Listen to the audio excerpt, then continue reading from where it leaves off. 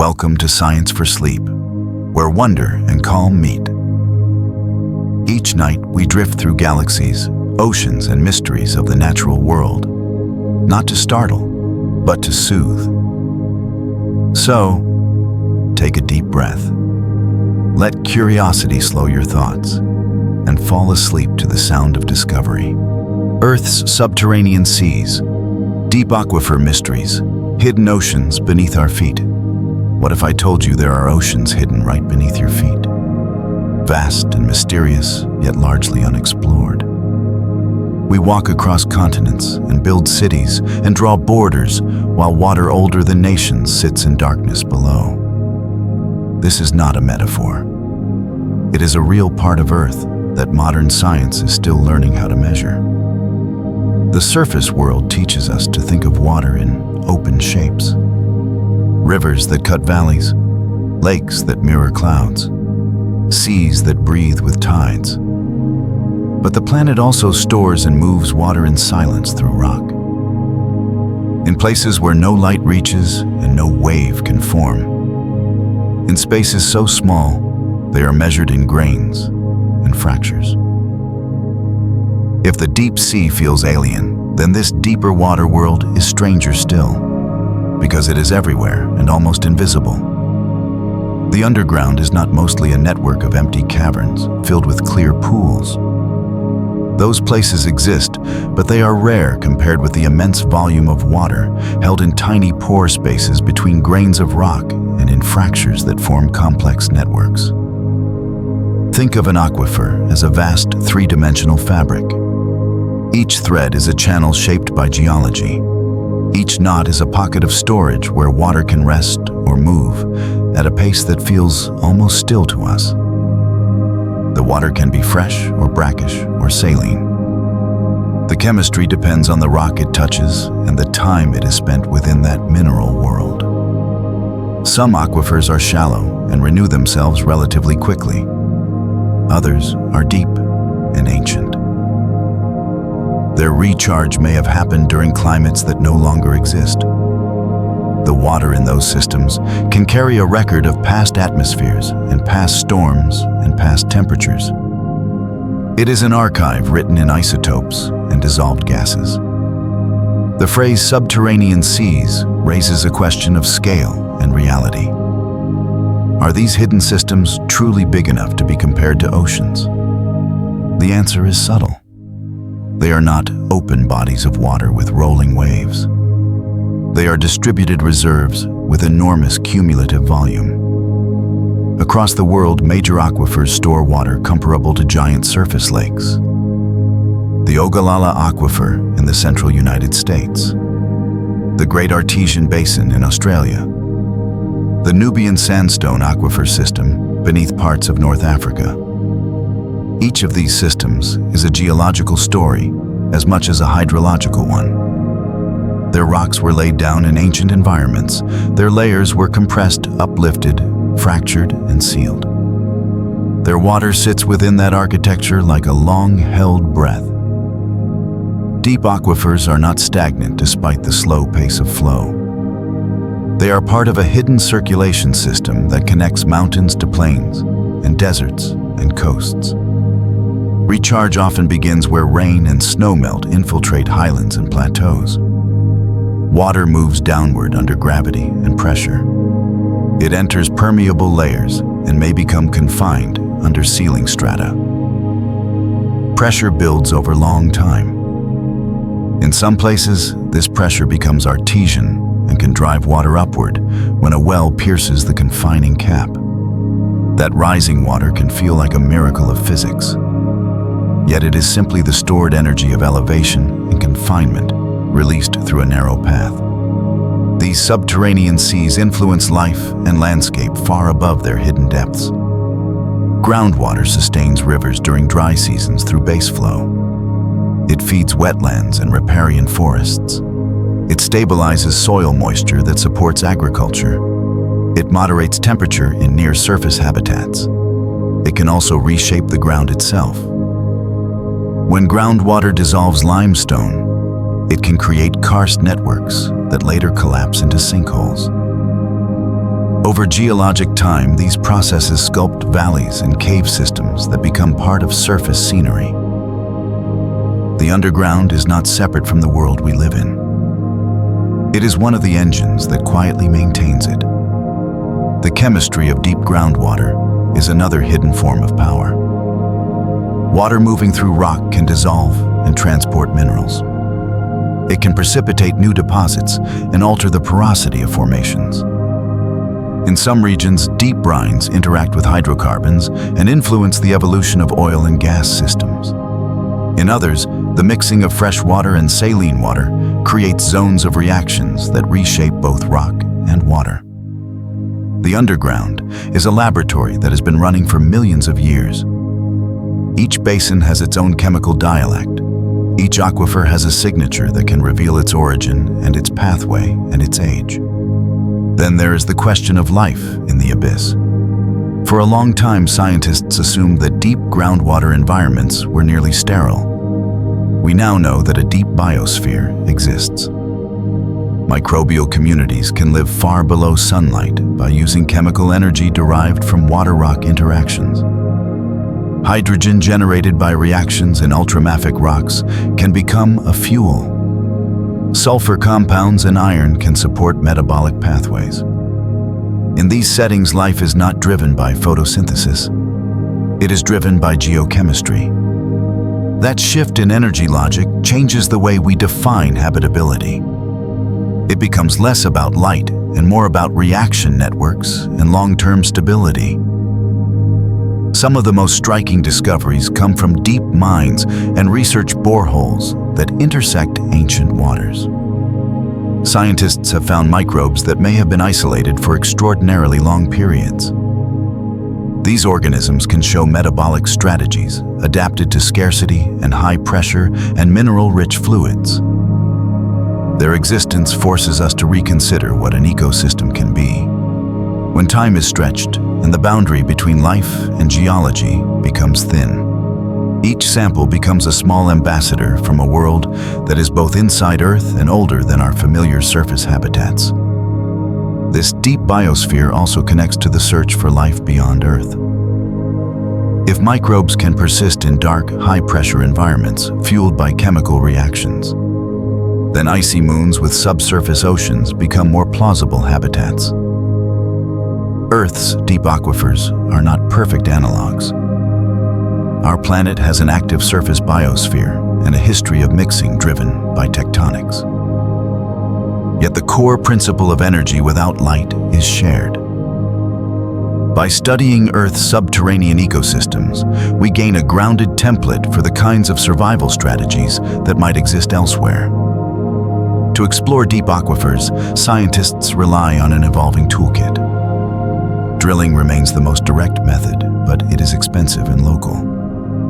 Geophysical surveys can map contrasts in electrical resistivity and seismic properties that may indicate water-bearing formations. Isotopic analysis can reveal the age of groundwater and the climatic conditions under which it was recharged. Noble gases dissolved in water can preserve information about past temperatures. Heat flow patterns can hint at deep circulation routes. At large scales, satellite observations of changes in Earth's gravity field have helped scientists infer shifts in groundwater storage across wide regions. Each method is a piece of a puzzle that remains incomplete. Consider the idea of an artesian basin as a suspended memory of rainfall. Water enters at recharge zones that are often far higher in elevation. It becomes trapped beneath impermeable layers and flows slowly along gentle gradients. When a well reaches that pressurized layer, water may rise naturally. Such systems transformed arid landscapes in the modern era by providing reliable water where surface rivers were scarce. They also taught a hard lesson. Even pressurized aquifers can decline if extraction outpaces replenishment. The upward surge that looks endless can be a finite release of ancient storage. There are deep aquifers that are not fresh, but still matter for science and policy. Saline formation waters can record the history of basin evolution and can host microbial ecosystems adapted to extreme chemistry. Understanding these waters is important for geothermal energy and for carbon storage projects that aim to inject carbon dioxide into deep formations. The interaction between injected fluids and existing groundwater is a key safety question. It shows how the deep water story intersects with new efforts to manage energy and climate risks on the surface. In some regions, researchers have drilled into crystalline basement rocks, once thought too tight to host meaningful water. They have found that fractures can store and transmit water even at great depth. This expands the potential map of the deep hydrosphere beyond classic sedimentary aquifers. It also suggests that Earth may be best understood not as separate layers of rock and water, but as a single system where fluids and solids constantly negotiate space and change. The urgency of understanding this architecture increases as human demand grows. Groundwater has become one of the most relied upon freshwater sources for agriculture and urban supply. In many regions, extraction has exceeded natural recharge. When water levels decline, the consequences can appear slowly, then suddenly. Wells need to be deepened. Pumping costs rise. Springs weaken. Rivers lose their dry season support. In unconsolidated sediments, land subsidence can occur as pore spaces compress. This subsidence can damage infrastructure and permanently reduce the storage capacity of an aquifer. What looks like a hidden resource can become a hidden debt. Pollution is another threat that does not respect the invisibility of the underground. Contaminants from industry, agriculture, and poorly managed waste can infiltrate shallow aquifers and in some settings migrate toward deeper systems. The movement may be slow, but the persistence can be long. Once an aquifer is contaminated, the cleanup challenge is enormous.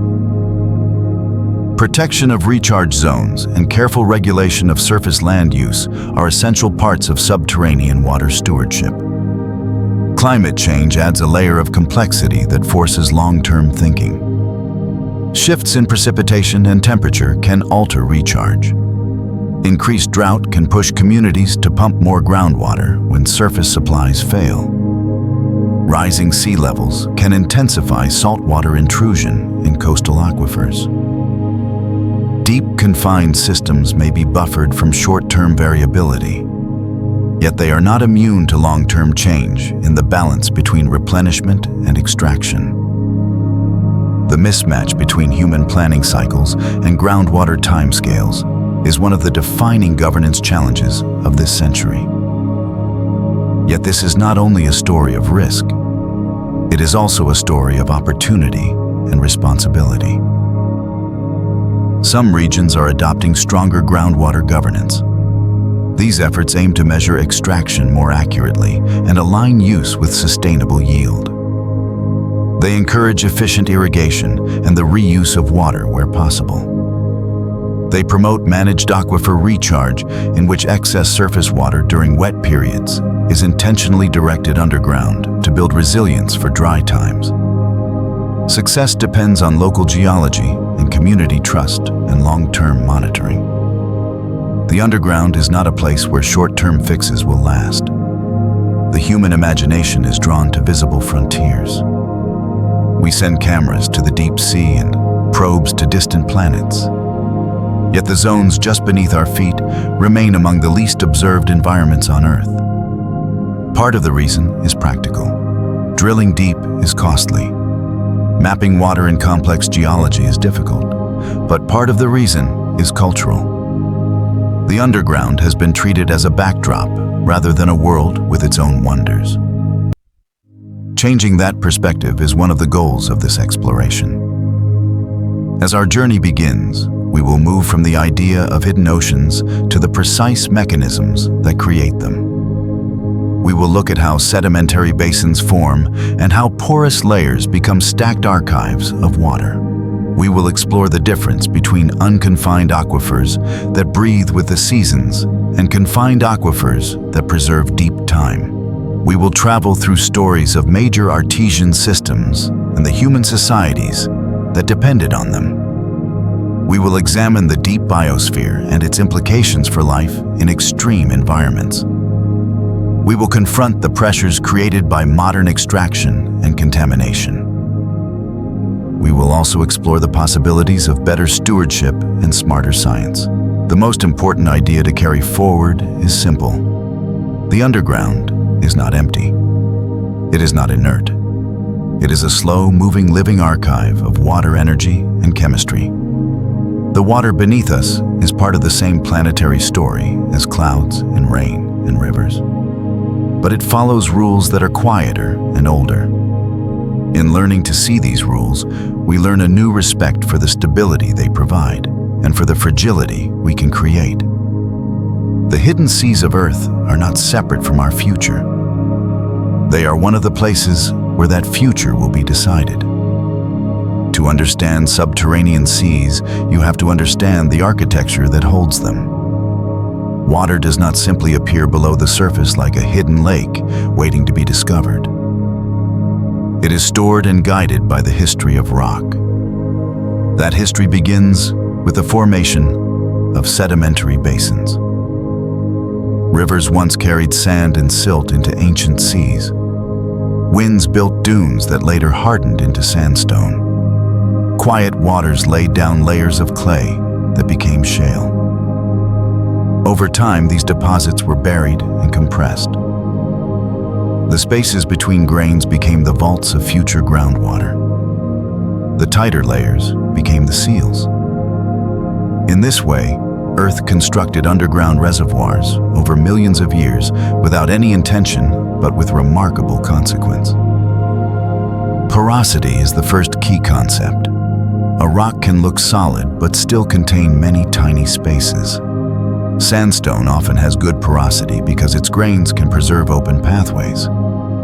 Limestone can also hold water, especially when it is fractured or dissolved by slightly acidic water moving through it.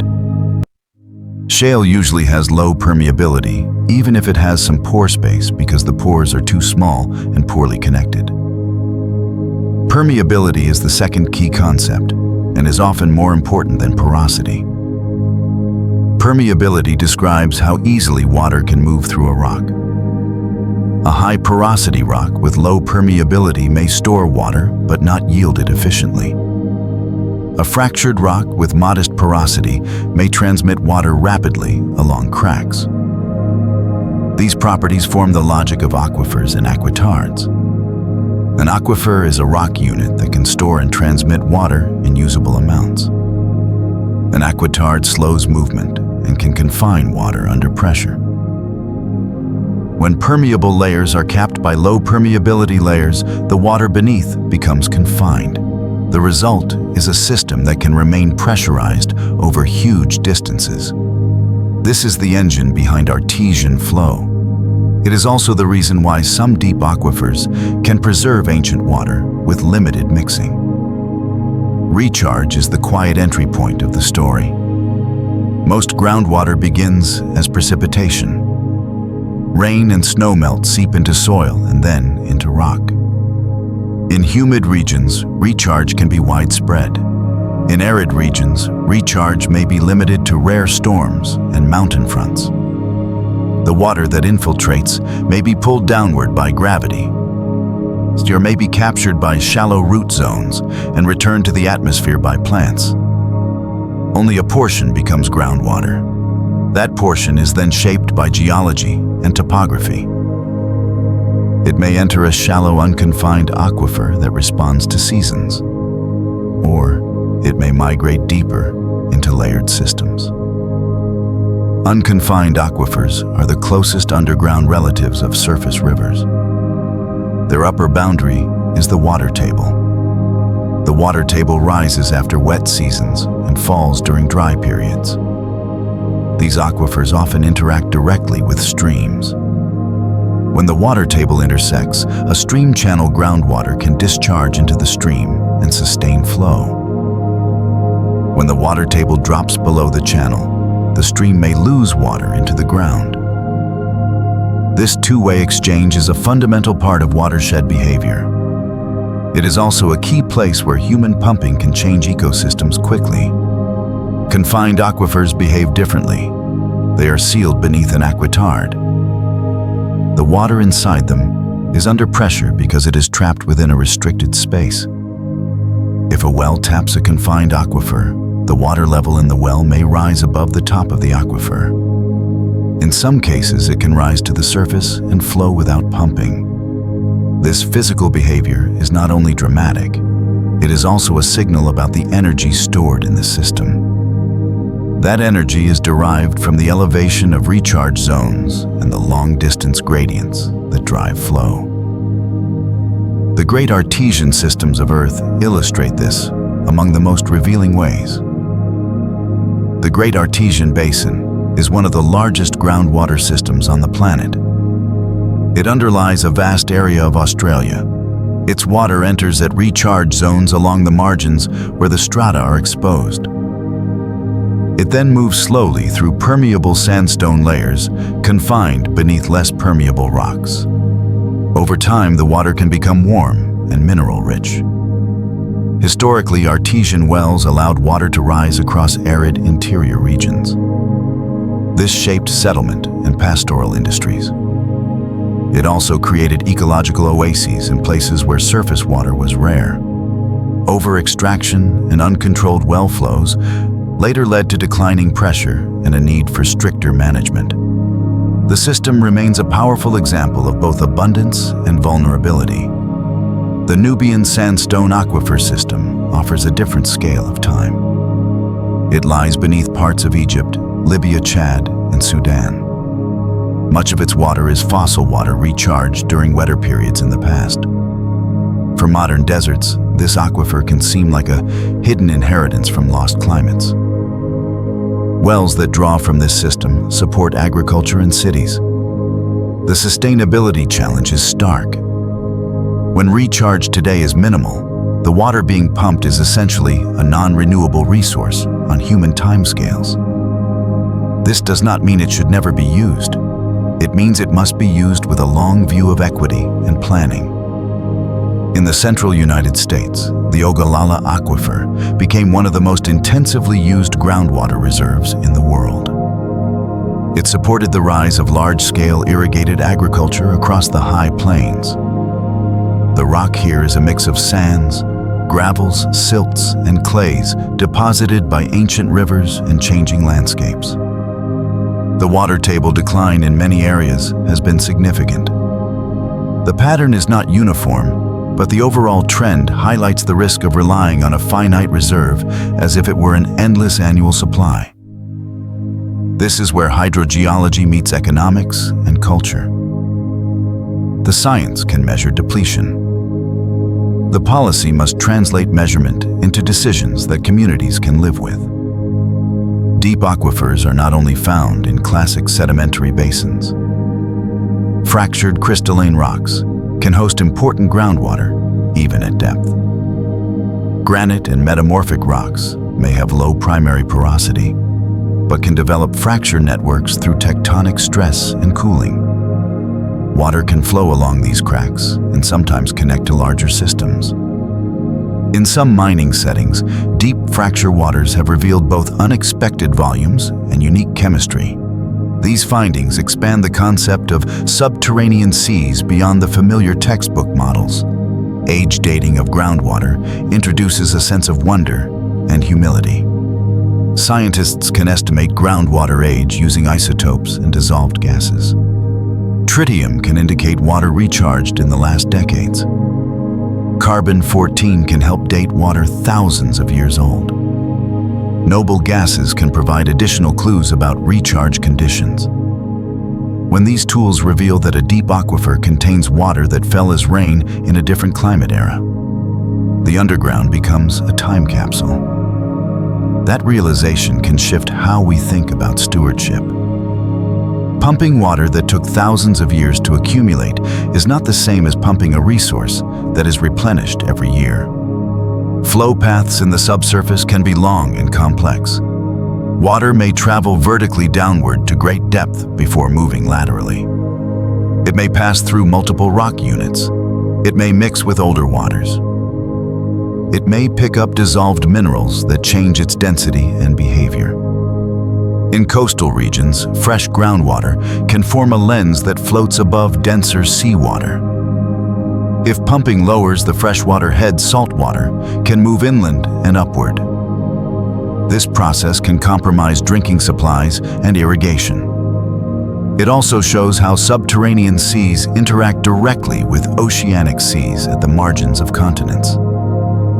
The shape of any aquifer system is influenced by Earth's internal dynamics.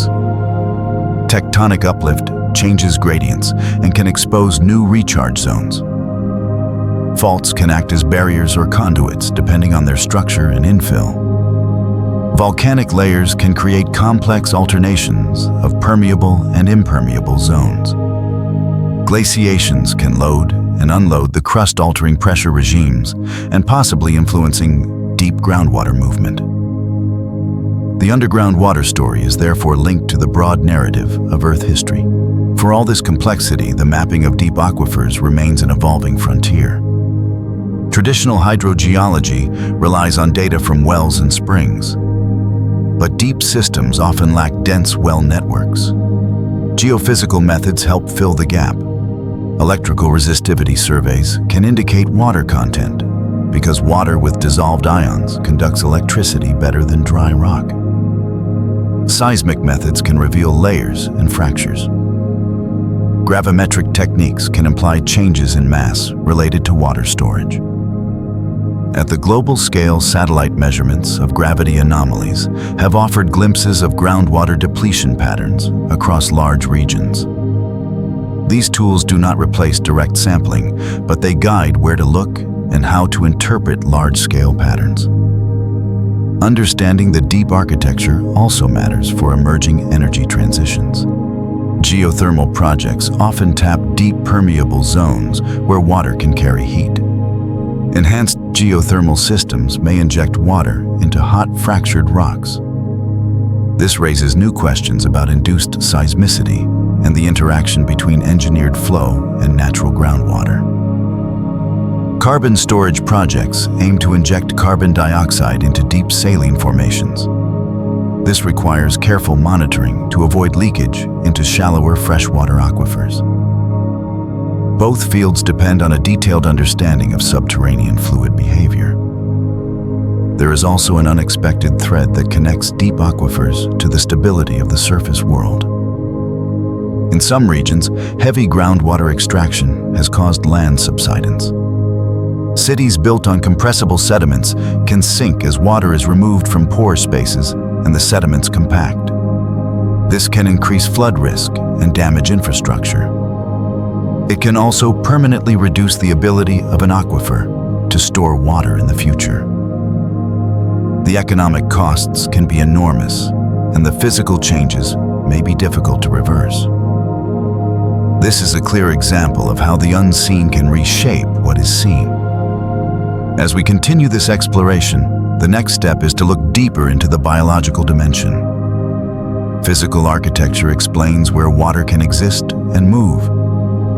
It does not fully explain what that water can support. The deep biosphere reveals that even in darkness, life can find an energy pathway. It also reveals how groundwater ecosystems can be isolated or connected. It shows how microbes can alter chemistry and how chemistry can shape survival strategies. The underground is not only a storage system. It is a complex interface where rock, water, and life engage in slow but profound exchange. The concept of subterranean seas therefore rests on layered truths. Water beneath us is vast but distributed. It is ancient but still moving. It is isolated in some places and connected in others. It is a resource for human societies and a habitat for strange microbial life. It is a record of past climates and a variable in future resilience. When we describe these systems as hidden oceans, we are acknowledging their scale and their mystery. We are also acknowledging our limited view from the surface. The next layer of this hidden world is not only about water stored in rock. It is about life that may be using that water as a corridor and a cradle. For most of modern history, the deep subsurface was imagined as too dark, too isolated, and too starved of energy to support much biology. The logic seems simple. No sunlight means no photosynthesis. No photosynthesis means no food web. Yet nature has a way of expanding the definition of possible. Scientists now speak of a deep biosphere that extends far below the roots of forests and the reach of rivers. This biosphere is not loud or fast. It is a slow ecosystem of microbes that can survive in conditions that would seem sterile to the surface mind. To understand how life can persist underground, you need to shift the concept of energy. On the surface, the dominant engine of life is light.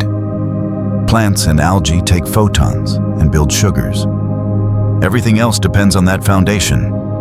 Underground, the engine can be chemical. Water moving through certain rocks can trigger reactions that release energy. In some settings, the splitting of water molecules and the alteration of minerals can produce hydrogen. That hydrogen can be a fuel for microbes. In other settings, sulfur compounds and iron can be part of metabolic cycles. The energy yield may be modest. The pace may be slow. But over a long time, even a small energy trickle can sustain life. This means that deep aquifers are not simply storage tanks. They can be habitats shaped by pressure, temperature, salinity, and geology. Each of these variables sets boundaries for what can live there and how it can live. High pressure can alter cell membranes and enzyme function. High salinity can demand specialized osmoregulation. Temperature can range from cool, deep groundwater to warm waters near geothermal gradients. The chemistry of dissolved minerals can be both nourishment and threat. Life in these settings is an exercise in adaptation to narrow margins.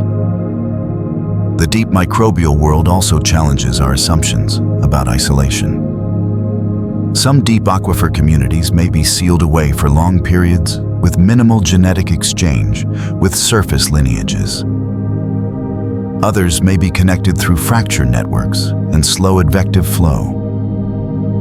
This creates a mosaic of ecosystems that range from ancient and insulated to relatively dynamic.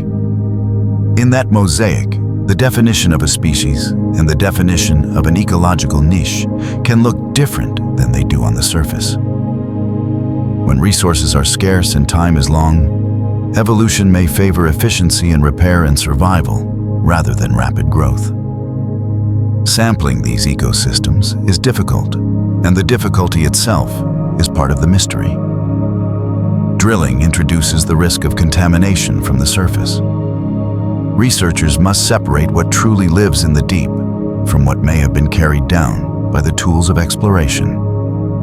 The most careful studies use sterile techniques and multiple lines of evidence. They analyze DNA and RNA to look for active metabolic signatures. They measure isotopic shifts that indicate biological processing. They examine cell counts in fluids recovered from depth. Each confirmation adds weight to the idea that the deep biosphere is real and significant. Why does this matter beyond curiosity?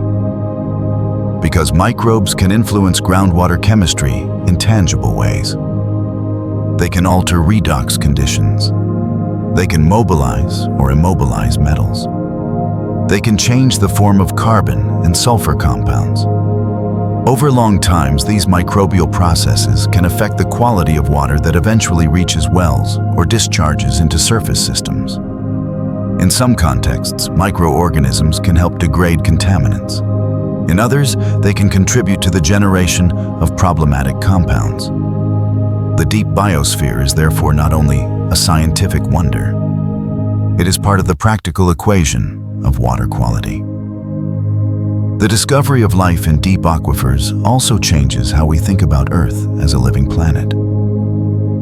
The surface biosphere feels like the main stage. Yet the deep biosphere could represent a substantial fraction of Earth's microbial biomass. Even if the densities are low, the volume of habitat is huge. The implication is profound. Life may have more than one primary theater on Earth. One is illuminated and fast, the other is dark and slow. Together they form a broader picture of planetary ecology. There is another layer of wonder in the idea that deep groundwater systems may preserve evolutionary lineages that have adapted to long isolation. In some studies, microorganisms found at depth show traits that suggest survival under extreme energy limitation. They may divide rarely. They may repair DNA for long periods between replication events. If this is true, it suggests that life can adopt a strategy of endurance that is difficult to witness in laboratory timescales. It is a reminder that our human sense of speed is not a universal measure of biological success. In certain places, deep groundwater ecosystems are not only microbial. Caves and karst systems can host specialized invertebrates and fish that have adapted to darkness. These are often linked to shallower groundwater rather than the deepest confined aquifers. Yet they still belong to the broader theme of subterranean water as a habitat. Blind fish and pale crustaceans reveal how evolution responds to a world where vision offers no advantage and where energy must be conserved. These organisms are vivid symbols of an underground reality that is usually hidden from casual awareness. The relationship between deep aquifers and the origin of life is a topic that invites careful speculation. Some hypotheses propose that early life on Earth may have begun in environments where water and rock interactions provided steady chemical energy. Hydrothermal systems are often highlighted in these discussions. Yet deep subsurface settings in general show that life can be sustained without sunlight. This strengthens the plausibility that early life could have found refuge and fuel in protected underground environments during periods when surface conditions were harsh. It is not a settled story, but it is a compelling one. This is where the underground water world becomes a mirror for astrobiology.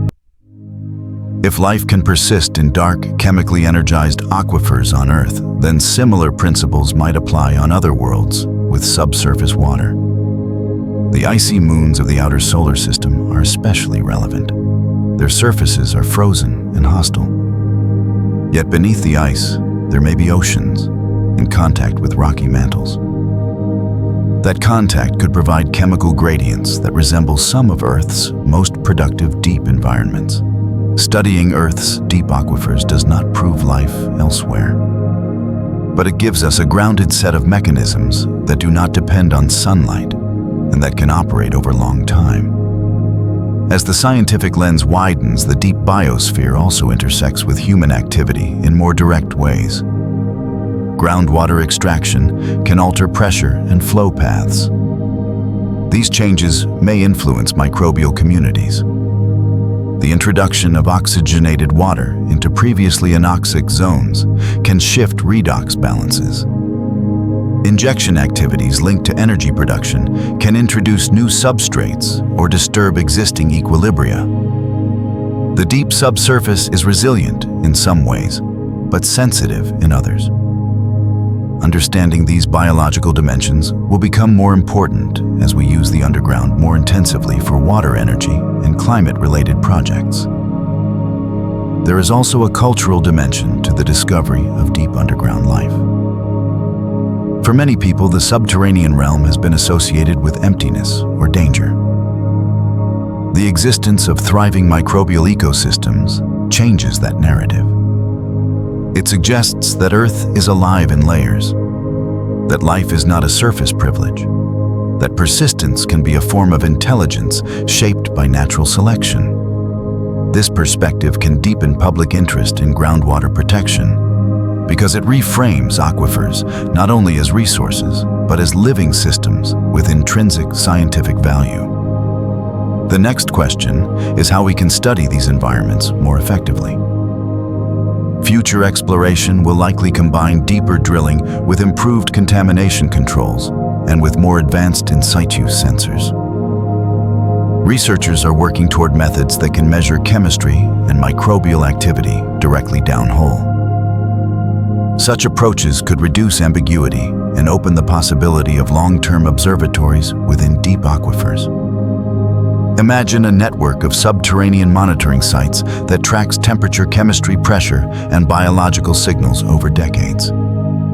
That would turn the deep subsurface into an observed frontier rather than a sporadic sampling target. Even without such future systems, the evidence already suggests that deep aquifers are part of a vast hidden ecology. The water that resides in these rocks is both medium and memory. It carries carbon, nitrogen, sulfur, and trace metals. It carries isotopic signatures of past climates.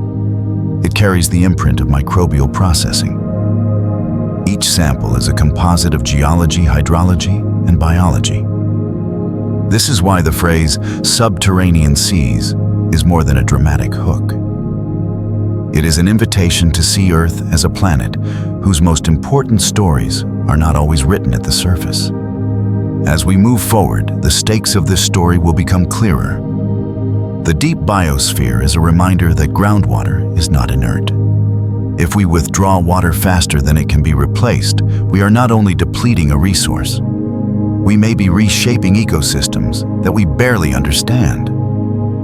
If we push contaminants into recharge zones, we are not only risking future drinking supplies, we may be altering microbial networks that help stabilize natural chemistry. Stewardship, therefore, becomes a matter of humility as much as management.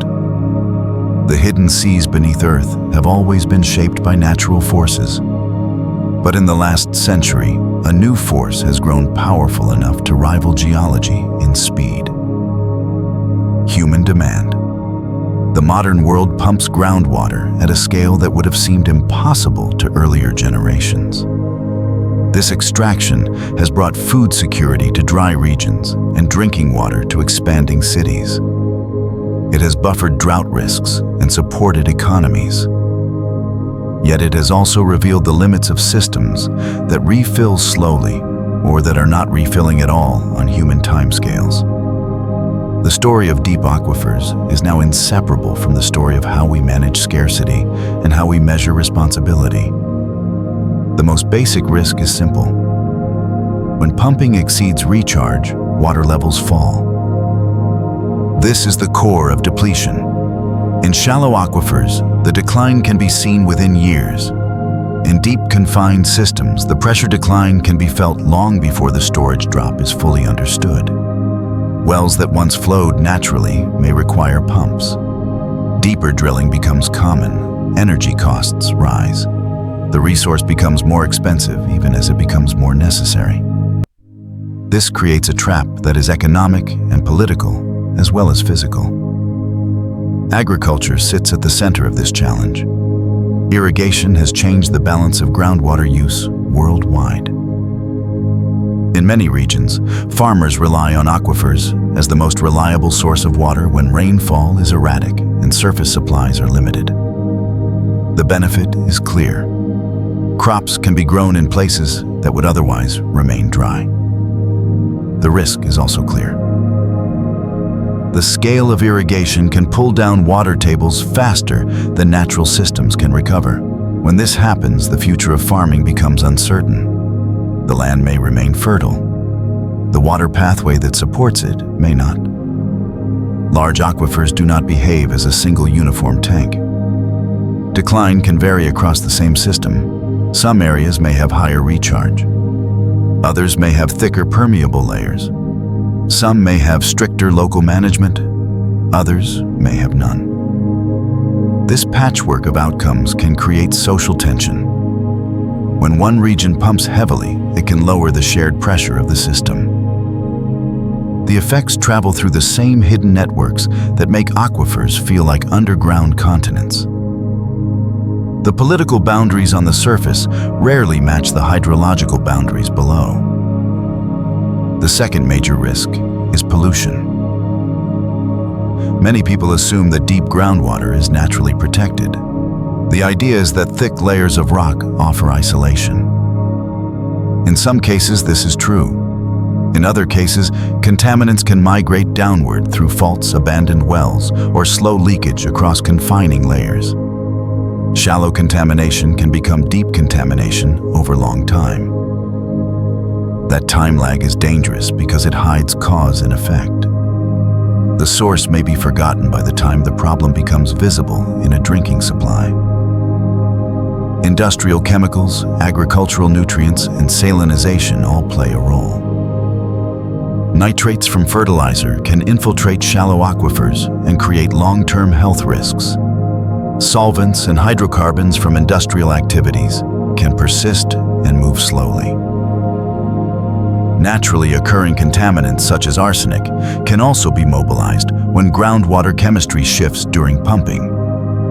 The result is that water quality is not only a function of what enters from the surface, it is also a function of how we change the underground environment itself. One of the most dramatic surface expressions of deep groundwater change is land subsidence. When water is removed from compressible sediments, the grains can pack more tightly. The land above may sink. This can happen over wide areas. The effects can be subtle at first, then increasingly damaging. Roads crack, buildings tilt, flood control systems lose capacity. In coastal zones, subsidence can act like an invisible amplifier of sea level rise. It also carries a hard message. Some of this compaction is irreversible. Even if water levels recover, the storage capacity may not fully return. Another critical intersection is with climate variability and climate change. During droughts, groundwater becomes the emergency reserve. Communities rely on it when rivers shrink and reservoirs drop. This is a rational response to crisis. But repeated reliance without replenishment can erode long-term resilience. In a warmer climate, atmospheric demand for water may increase. Snowpack patterns may change. Recharge timing may shift. Coastal aquifers may face stronger saline intrusion. Deep aquifers may appear stable in the short term. Over decades, the balance may change in ways that are difficult to reverse. The concept of fossil groundwater brings a different type of urgency. Some deep aquifers contain water that was recharged during ancient wetter periods. In modern arid climates, these systems may receive minimal recharge today.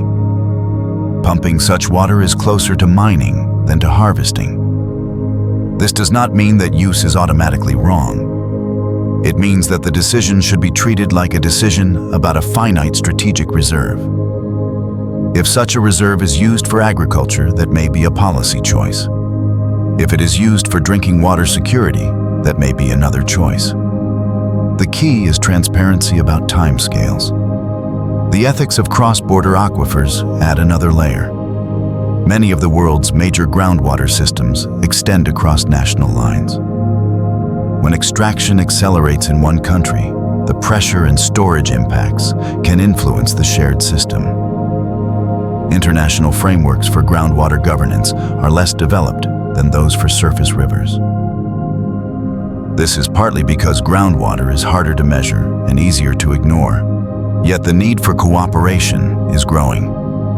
The underground does not recognize sovereignty. It recognizes gradients and permeability. The risks do not stop at quantity and quality. There is also the risk of knowledge gaps. Many regions depend on groundwater without having detailed maps of the aquifers they rely on. Data networks may be sparse. Monitoring may be inconsistent. Well records may be incomplete. This can lead to policy decisions built on assumptions rather than measurements. It can also expose communities to sudden surprises. A water table drop that seemed modest may accelerate. A contamination pathway may be discovered too late. A new industry may enter a region without clear rules for extraction and recharge protection. Despite these challenges, there are pathways toward better outcomes. One of the most promising is managed aquifer recharge. This approach uses wet season surplus or treated water to intentionally replenish aquifers. Water can be directed to infiltration basins or injected into suitable formations. The method is not universal. It requires careful site selection to avoid clogging and to protect water quality. But where it works, it can turn groundwater into a flexible storage system for climate resilience. It can also reduce flood risks by capturing excess water that would otherwise run off quickly. Another pathway is demand reduction through efficiency. In agriculture, improved irrigation methods can reduce water use without reducing yields. Drip systems, precise scheduling, and crop selection can all make a difference. In cities, leak reduction and water reuse can reduce pressure on aquifers. These innovations are not just technical. They require incentives, policies, and cultural shifts. The underground can only be protected if the surface economy values the long-term cost of depletion. Measurement and transparency are also essential. Sustainable management depends on knowing how much water is being extracted and how quickly aquifers are recharging. Metering wells can be politically sensitive. Yet without data, the debate becomes emotional and fragmented. Where groundwater governance has improved, it is often because communities gained access to shared measurements and could see the trend lines together. A shared reality can make shared sacrifice possible. There is growing recognition that groundwater must be treated as part of integrated basin management. Surface and groundwater are connected. When surface water is diverted or stored differently, it can change recharge patterns. When groundwater is pumped heavily, it can reduce river flows. Policies that treat them separately can create unintended harm. A unified approach can align incentives and reduce conflicts between users. The deep aquifer story also intersects with energy and mining in ways that require careful regulation. Oil and gas operations can produce large volumes of saline water. Disposal and reinjection need strict oversight to prevent contamination of freshwater zones. Geothermal projects can offer low carbon energy, but must manage induced seismicity and fluid chemistry. Mining can intersect with groundwater flow and create both dewatering impacts and contamination risks. These interactions show that the underground is becoming a crowded space of competing uses. The public perception of groundwater often lags behind these realities. Water that flows from a tap feels immediate and simple. The centuries of travel through rock are not visible. The delayed consequences of over-extraction are hard to communicate. This is why storytelling and education matter. The image of subterranean seas can help people understand scale. It can help policymakers frame aquifers as more than a local well field. It can help communities see that what looks like a silent resource is actually a living system of time and pressure and chemistry. There is also a resilience lesson hidden in the most successful case studies. Regions that have slowed depletion often combine several strategies. They measure use. They set limits aligned with recharge. They support farmers in transitioning to more efficient systems. They invest in recharge projects. They protect key recharge zones from pollution and overdevelopment. None of these steps alone is sufficient. Together, they can change the trajectory. In the context of deep aquifers, the stakes are even higher because the recovery time can be long.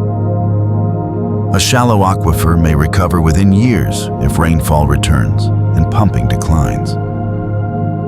A deep confined system might take decades or longer to rebuild pressure. If the water is fossil, the concept of recovery may not apply at all within a human lifespan. This should influence how we plan. It should also influence how we prioritize uses during scarcity. As we look across the hidden map of Earth's underground waters, we see a paradox. The more we understand their value, the more pressure we place on them. The more our climate becomes uncertain, the more we rely on them. The more our populations grow, the more we need them. This makes governance a test of collective maturity. A society can live beyond its hydrological means for a time. It cannot do so forever.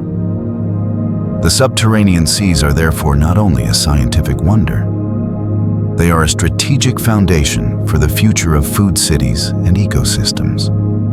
They are also a reminder that the deepest resources are often the easiest to misunderstand. The cost of misunderstanding is rarely immediate. It arrives slowly, then decisively. The opportunity is to act while the future is still flexible.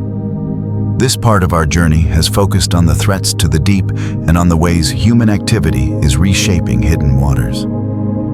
The next part will turn toward the future with more detail. We will explore the global efforts to map deep aquifers with greater precision. We will examine new technologies that can improve monitoring and reduce uncertainty. We will look at policy models that attempt to balance local needs with long time scales. We will also return to the philosophical question that has been quietly building beneath every chapter. What does it mean to live on a planet where some of the most important oceans are invisible? And what kind of civilization is required to protect what it cannot easily see? The future of Earth's subterranean seas depends on something surprisingly fragile: our ability to see them clearly enough to manage them wisely. For centuries, groundwater was treated as a local mystery solved by digging a deeper well, and the modern era is changing that view. Scientists now approach deep aquifers as parts of regional and even continental systems. They are building new maps that combine geology, hydrology, chemistry, and physics into unified models. These efforts are turning the underground from a blank space into an emerging frontier of measurement. The shift is slow, but it is already changing how societies talk about water security and environmental risk. One reason this new phase matters is that many of the most important deep aquifers are still poorly characterized. We often know their boundaries in a broad sense. We know which rock units are likely involved. We may have decades of well data in some areas. Yet deep flow paths and storage volumes remain uncertain in others. The uncertainty is not trivial. A small error in estimates of recharge or storage can change policy decisions that affect millions of people. It can also create conflict when users disagree about whether a system is declining or stable. Better mapping is not an academic luxury. It is the foundation of cooperative reality. The tools for understanding deep aquifers are changing rapidly. Traditional groundwater science depended heavily on wells and springs. Those remain essential because direct samples and direct water level measurements provide ground truth. But modern mapping increasingly layers additional information. Geophysical imaging can reveal the structure of basins and the presence of fracture networks that were previously invisible. Electrical methods can detect zones where groundwater salinity changes. Seismic methods can show the geometry of stacked aquifers and seals. These approaches help scientists infer where water can move and where it is likely trapped. They also reduce the risk of over-relying on scattered well points that may misrepresent a complex system. Chemical and isotopic analysis adds another dimension that is both technical and poetic. The chemistry of groundwater is a history of contact with rock. The dissolved ions tell a story of what minerals have been encountered and how long the water has lingered in each layer. Isotopes can reveal age and origin. They can show whether the water was recharged during a colder or warmer climate period. They can identify mixing between modern recharge and older storage. When scientists read this chemical language, they are effectively reading the memory of a basin. They are learning whether an aquifer is likely renewable in the short term or whether it is drawing down a legacy reserve. At large scales, satellite observations have expanded the conversation. Changes in Earth's gravity field can reflect changes in mass related to water storage. While these data cannot pinpoint exact local aquifer behavior, they can show regional trends. They can highlight hotspots of depletion. They can guide where more detailed field campaigns are needed. In a world where monitoring networks are uneven, this kind of broad lens is valuable. It helps identify where silent decline may be accelerated by climate stress or rapid agricultural expansion. A critical development in the future of deep aquifer science is the rise of long-term monitoring and open data. Many water crises become crises because decline was not measured early enough, or because the data existed but was not shared in ways that built trust. When communities can see consistent measurements over time, the conversation changes. Disagreement becomes harder to sustain. Planning becomes easier to justify. This is why some of the most successful groundwater reforms have begun with measurement. Not because measurement alone solves anything, but because it creates a shared stage for decision-making. Another emerging direction is the integration of groundwater models with climate models and land use projections. This matters because the future of recharge is not guaranteed to follow the past. Changing rainfall patterns, rising temperatures, shifts in snowmelt timing, all can alter how much water infiltrates into the ground and when it does so. In some regions, more intense storms may increase runoff and reduce infiltration. In others, warmer winters may reduce snowpack that previously provided steady spring recharge. These dynamics will influence both shallow and deep systems. Prediction is uncertain, but planning without considering these shifts would be a gamble. The concept of sustainable groundwater use is itself evolving. For a long time, sustainability was framed as a balance between extraction and recharge. That arithmetic remains important, yet the definition is broader in practice. Sustainability must consider ecosystems that depend on groundwater discharge. It must consider the risk of land subsidence. It must consider water quality and the potential for salinization. It must consider intergenerational equity. A deep aquifer might be used in a controlled way that accepts a gradual decline if the water is fossil and the social needs are urgent. The key is that such a choice should be explicit and planned, rather than accidental and unmanaged. One of the most promising ideas for the future is using aquifers as strategic buffers, rather than as default supply lines. This is where managed aquifer recharge and conjunctive use come into focus. In wet years, surface water can be used more heavily, and excess flows can be directed to recharge zones. In dry years, groundwater can serve as a reserve. This approach treats the whole system as a portfolio of resilience. It requires careful engineering and careful governance. It also requires trust that short-term sacrifices in wet years will be rewarded by security in dry years. Where that trust exists, the benefits can be substantial. Urban regions are also exploring new relationships with groundwater. Some cities have historically treated aquifers only as emergency backups. Others have relied on them as primary supply. The future may involve more nuanced strategies. Water reuse and advanced treatment can reduce demand. Stormwater capture can enhance recharge. Leak reduction can extend supplies. These efforts are not glamorous, but they can relieve pressure on deep systems. The most resilient cities may be those that view groundwater not as an invisible bank account, but as a living asset that must be protected by design. Agriculture remains the largest lever for change in many regions. The future of deep aquifers will be shaped by how farming adapts to water limits. This could involve shifting to less water-intensive crops, improving irrigation efficiency, using soil moisture monitoring and precision agriculture, reducing losses during transport and application. It could also involve economic transitions that support farmers through change, rather than leaving them to carry the burden alone. Groundwater policy that ignores livelihoods tends to fail. Policy that recognizes livelihoods can build durable partnerships. Cross-border aquifers will need new forms of cooperation. Because these systems do not align with political maps, they require treaties or frameworks that can handle shared data and shared risk.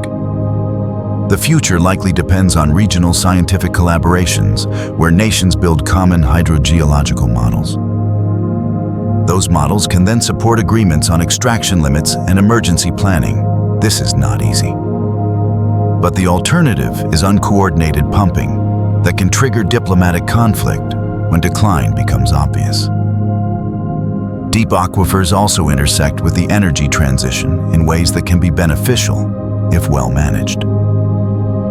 Geothermal energy can provide low-carbon power, but it must be developed with careful assessment of fluid pathways and potential impacts on freshwater zones. Carbon storage may be part of climate mitigation strategies. It requires strong regulation and monitoring to ensure injected carbon dioxide remains contained within deep saline formations. These emerging uses of the subsurface increase the value of detailed aquifer mapping. They also increase the urgency of protecting the integrity of confining layers that separate deep industrial zones from shallow drinking reserves. There is a quieter but potentially transformative future direction in the study of deep life. As scientists learn more about microbial ecosystems in deep groundwater, they may discover metabolic pathways that can inform biotechnology or environmental remediation. Microbes that thrive under extreme energy limitation might offer insights into new enzymes or new chemical processes. This is speculative but grounded in the history of discovery, where unusual environments have often yielded unexpected biological tools. Even if such applications remain limited, the scientific value is immense. The deep biosphere expands our understanding of life as a planetary phenomenon. Public storytelling will matter more than ever. The underground is difficult to visualize. Without narratives that clarify scale and consequence, it is hard to build broad support for management reforms. The phrase subterranean seas can be a powerful bridge between science and public imagination. It helps audiences grasp that groundwater is not a minor hidden puddle. It is a planetary system of storage and flow that interacts with climate ecosystems and human survival. Good communication can also reduce misinformation that often spreads during water crises. The future of these hidden waters will therefore be decided by a combination of science, policy, and culture. Science will refine the maps and reduce uncertainty. Policy will translate those maps into limits and incentives. Culture will decide whether societies accept the long view that groundwater demands. This is a rare domain where patience is a form of intelligence. The underground responds slowly. That can lull us into complacency. It can also give us time to correct course if we act early. In the end, the mystery of deep aquifers is not only about what is hidden, it is about what is possible. It is possible to treat a deep aquifer as a short-term solution and accept long-term decline.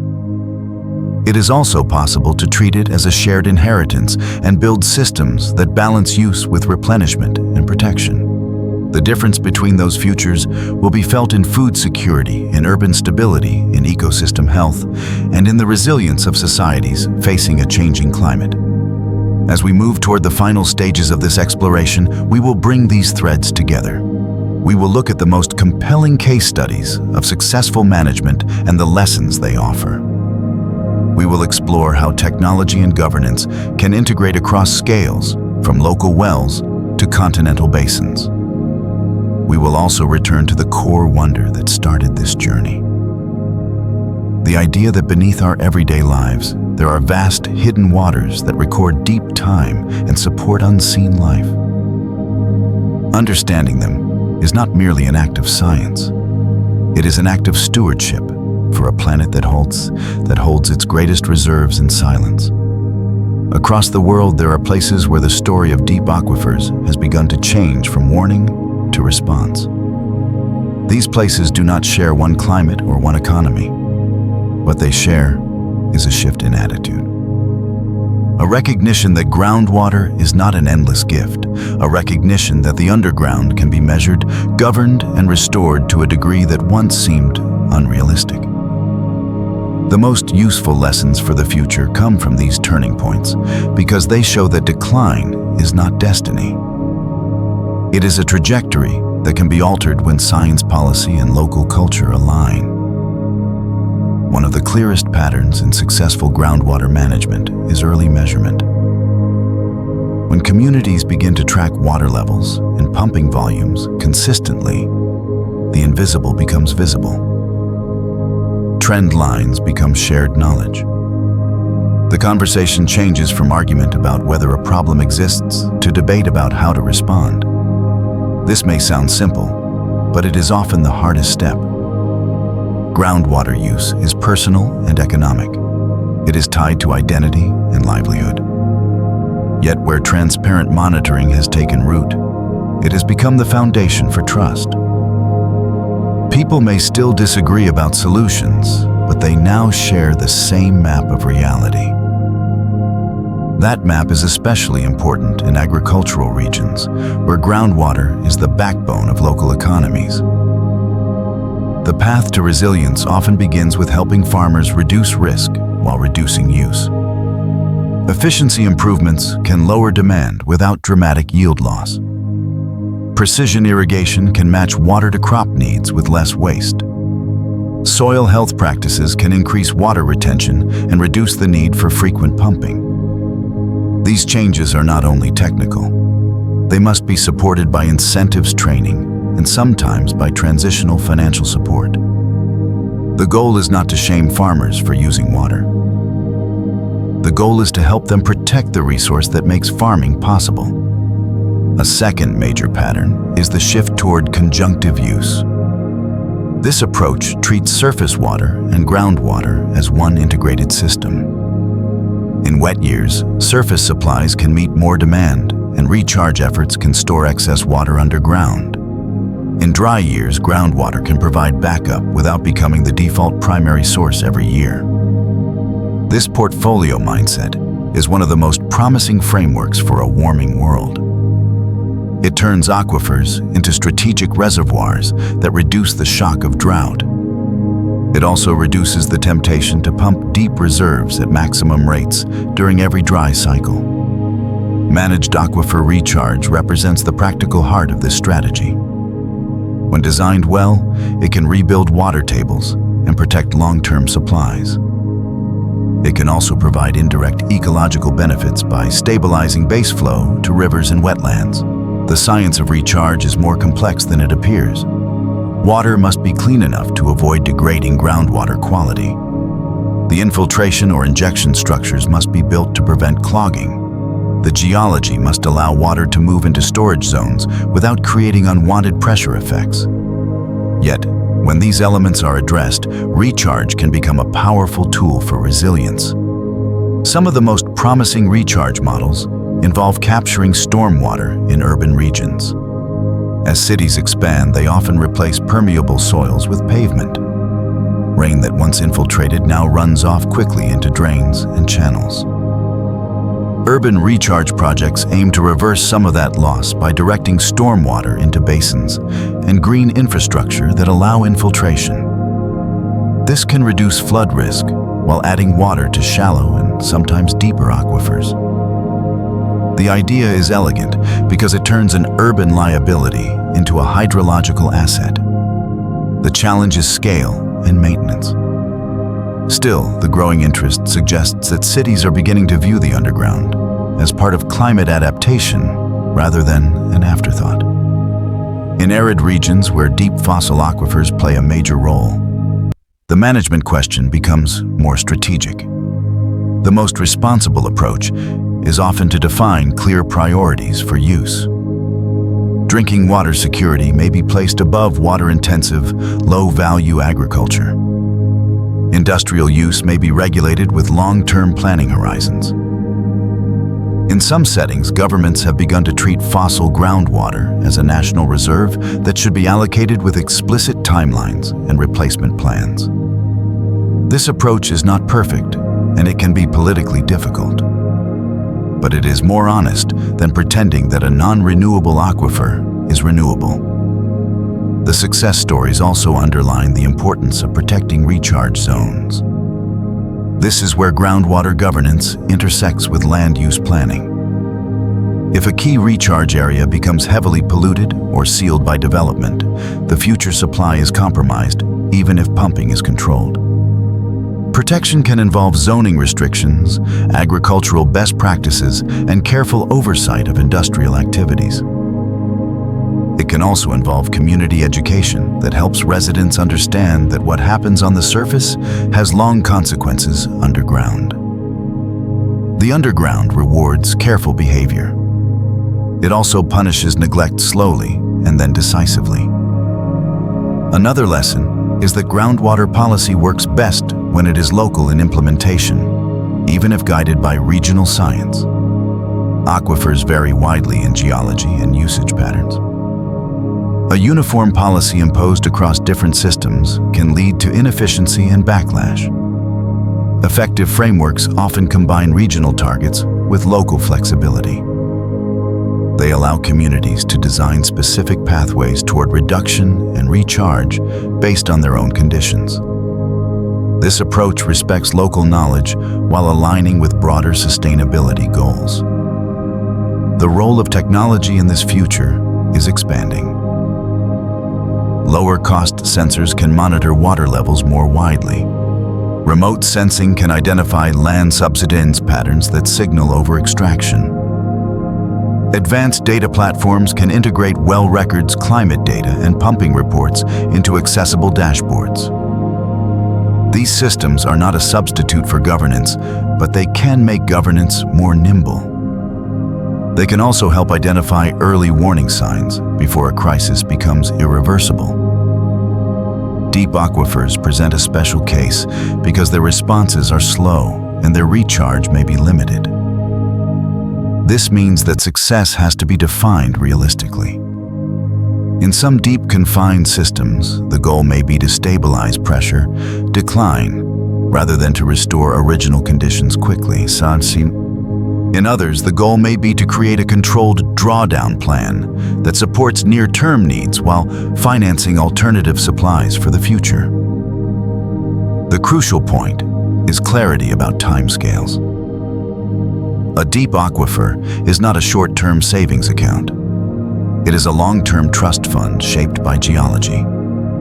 There is also a moral dimension that is becoming more visible. Groundwater often serves as the primary safety net for rural communities and for lower-income regions that lack large surface infrastructure. Over-extraction by large users can place disproportionate burdens on smaller users who cannot afford deepening wells or higher energy costs. Equity must therefore be part of groundwater planning. This can include tiered pricing support programs and rules that protect essential domestic use. Without fairness, policies can fail, even if they are scientifically sound. The deep biosphere adds a quieter argument for protection. When we recognize that deep groundwater can host unique microbial ecosystems, we gain another reason to avoid careless contamination and uncontrolled extraction. These ecosystems may be slow and sparse. They may also be ancient and scientifically priceless. Protecting the deep subsurface is not only about supply, it is also about preserving a frontier of life that can teach us about endurance and the fundamental flexibility of biology. This brings us back to the central theme of subterranean seas. The phrase works because it honors scale and mystery. Once, it helps audiences understand that groundwater is not merely a local utility. It is a planetary system. It is water shaped by the architecture of continents. It is a long memory of past climates. It is a foundation for food in cities. It is a habitat in darkness. It is a buffer against drought and a test of governance. If we zoom out, the future of deep aquifers will likely be defined by a few broad choices. Will we invest in measurement that makes the underground legible? Will we support agricultural transitions that reduce demand without collapsing livelihoods? Will we design recharge systems that capture wet year abundance for dry year security? Will we coordinate across borders where aquifers ignore political lines? Will we treat fossil groundwater as a strategic reserve with honest timelines? Will we integrate groundwater into climate adaptation plans rather than relying on emergency pumping that becomes permanent? The early signs are mixed, but not hopeless. Many regions are still accelerating extraction. Others are beginning to slow it. The difference often lies in leadership and in the strength of public understanding. Where communities can picture the underground as a shared inheritance, they are more willing to protect it. Where the underground remains abstract, policy becomes reactive rather than proactive. In the end, the story of Earth's subterranean seas is a story about how a civilization handles unseen systems that support visible life. The surface world is loud and fast. The underground is quiet and slow. Our policies often move on the rhythm of elections and markets. Aquifers move on the rhythm of decades and millennia. Closing that gap requires humility. It requires measurement. It requires collective patience. We began with the idea of hidden oceans beneath our feet. We have seen that these waters are distributed through pores and fractures rather than open caverns. We have seen that their architecture is built by sedimentary history and tectonic change. We have seen that they can store ancient climate records and host life without sunlight. We have seen that human extraction can cause depletion, contamination, and subsidence. We have also seen that new tools and new governance models can change the trajectory. The most important conclusion is not that the mysteries are solved. Many deep aquifers remain only partially mapped. The deep biosphere is still revealing surprises. The interactions between climate change and recharge are still uncertain in many regions. The underground remains a frontier, but it is a frontier we cannot afford to ignore. Because unlike distant planets, the underground is already tied to our food, our cities, and our survival. The hidden seas of Earth do not need to be romanticized to be respected. Their value is measurable. Their limits are real. Their future depends on choices now being made, in farms, in cities, in research labs, and in government meetings. If we treat these systems as silent and infinite, we will eventually hear the consequences at the surface. If we treat them as living archives and strategic reserves, we can build a more resilient relationship with the planet beneath us. This is the quiet promise of the subterranean world, that even in darkness there can be stability, that even in slow time there can be renewal, that even in hidden places there can be lessons that reshape how we live on the surface. There is still another side to subterranean seas that deserves its own slow, careful lens, the frontier of discovery. The part of this story that is not yet defined by crisis or management, but by the simple fact that we do not fully know what lies below.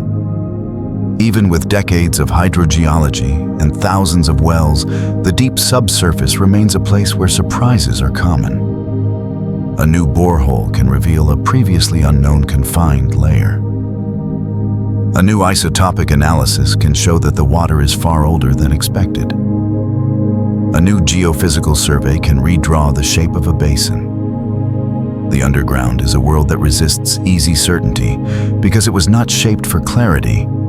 It was shaped by sedimentation, pressure, tectonics, and time. The most intriguing mysteries begin with scale. How much deep groundwater is truly accessible, and how much is technically present but functionally locked away? The difference matters. Water stored in tight pores may exist in large volume, but move too slowly to be useful without enormous energy input or disruptive extraction methods. Water stored in fracture networks may be more dynamic but more variable in behavior. In some settings, the deep subsurface can hold large reserves of brackish water that might be treatable for use. In other settings, the salinity and temperature and chemistry could make extraction impractical. The future will depend on our ability to distinguish between theoretical volume and practical supply. Time is another mystery that deep aquifers hold like a secret script. When scientists date groundwater, they often discover a layered history. Younger recharge can sit above older water. Mixing can occur along faults. Pockets of ancient water can remain tucked in structurally isolated zones. This complexity complicates simple narratives of sustainability. It also offers a powerful scientific opportunity. Deep aquifers are climate archives. They can preserve evidence of ancient rainfall patterns and atmospheric composition. They can help reconstruct the story of deserts that were once greener and monsoons that once traveled different paths. In a warming world, this information is more than academic. It helps refine our understanding of how climate systems shift across long cycles. The mysteries of deep aquifer connectivity are equally compelling. Some systems appear isolated, yet show subtle chemical signs of exchange with neighboring formations. Others appear connected, yet behave as compartmentalized regions when tested. Understanding this connectivity is crucial for water planning, but it also matters for subsurface energy and climate projects. A carbon storage site depends on reliable sealing layers. A geothermal project depends on predictable flow paths. A deep aquifer can be both an opportunity and a constraint depending on how those connections are mapped. One of the most exciting scientific directions is the effort to build three-dimensional digital twins of major groundwater systems. These models combine well logs, geophysical data, chemical signatures, and hydrologic measurements into a single evolving picture. The goal is not to claim perfect prediction. The goal is to reduce uncertainty enough to support wiser decisions. As computational tools improve and data sharing expands, the underground may become more legible than it has ever been. This legibility could transform how societies plan for drought and how they balance agriculture growth and ecosystem protection. The frontier of discovery also includes deep saline systems that rarely enter public discussion. These waters are not usually considered drinking supplies, yet they matter because they represent the background fluid environment of the deep crust. They influence rock chemistry. They host microbial life adapted to extreme salinity and scarcity. They are the likely storage targets for carbon dioxide in many regions. They are also part of a complex boundary zone, where fresh groundwater transitions into saline water. That boundary is not always sharp. In some basins, it can be a broad mixing zone, shaped by long histories of sea level change and sediment compaction. The role of faults deserves special attention. Faults can route water across layers that would otherwise remain separated. They can also block flow if their cores are sealed by clays and altered minerals. This dual role makes them some of the most important and least predictable structures in deep aquifer science. A well drilled near a fault may encounter unexpectedly high yields or unexpectedly poor ones. A contamination pathway may be faster if faults connect shallow zones to deeper ones.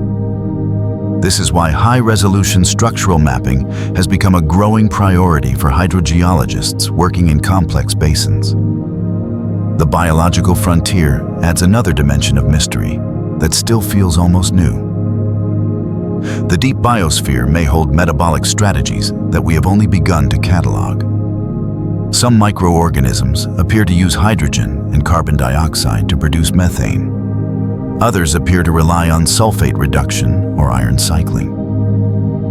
These metabolisms can operate in energy conditions that feel near the edge of viability. If we can better understand these systems, we may gain new insights into how life sustains itself when growth must be slow and repair must be constant. The deep biosphere is a lesson in endurance and in the quiet creativity of evolution. It also provokes a deeper philosophical question about what counts as a healthy ecosystem. Surface ecosystems are often judged by abundance, diversity, and visible activity. Deep subsurface ecosystems may be sparse and slow, but still stable and long-lived. Their health may be defined by chemical balance and stable niches rather than by high biomass. Recognizing this difference helps prevent us from projecting surface expectations onto an environment that plays by different rules. The underworld also intersects with the history of human societies in ways that are often overlooked. Springs fed by groundwater have shaped settlement patterns throughout history. Oases in deserts often owe their existence to deeper flow systems. Ancient water engineering sometimes relied on early insights into aquifer behavior. When we treat groundwater as a modern discovery, we forget that many cultures learned to read the land for signs of hidden water. The difference now is scale. Modern pumps allow extraction far beyond what traditional methods could sustain. The old knowledge of limits must now meet the new reality of power. A modern frontier topic that is gaining attention is the possibility of using deeper brackish aquifers as a buffer for water supply without overdrawing shallow freshwater reserves. The concept is to diversify sources while limiting pressure on the most vulnerable shallow systems. The challenge is cost and energy. Treatment of brackish water can be more feasible than seawater desalination in some settings, but it still requires investment and careful waste brine management. The value of this approach will vary by region. It could become an important part of resilience planning, where surface water and shallow groundwater are both under heavy stress. Another frontier is the refinement of recharge science. Managed aquifer recharge is not a single method.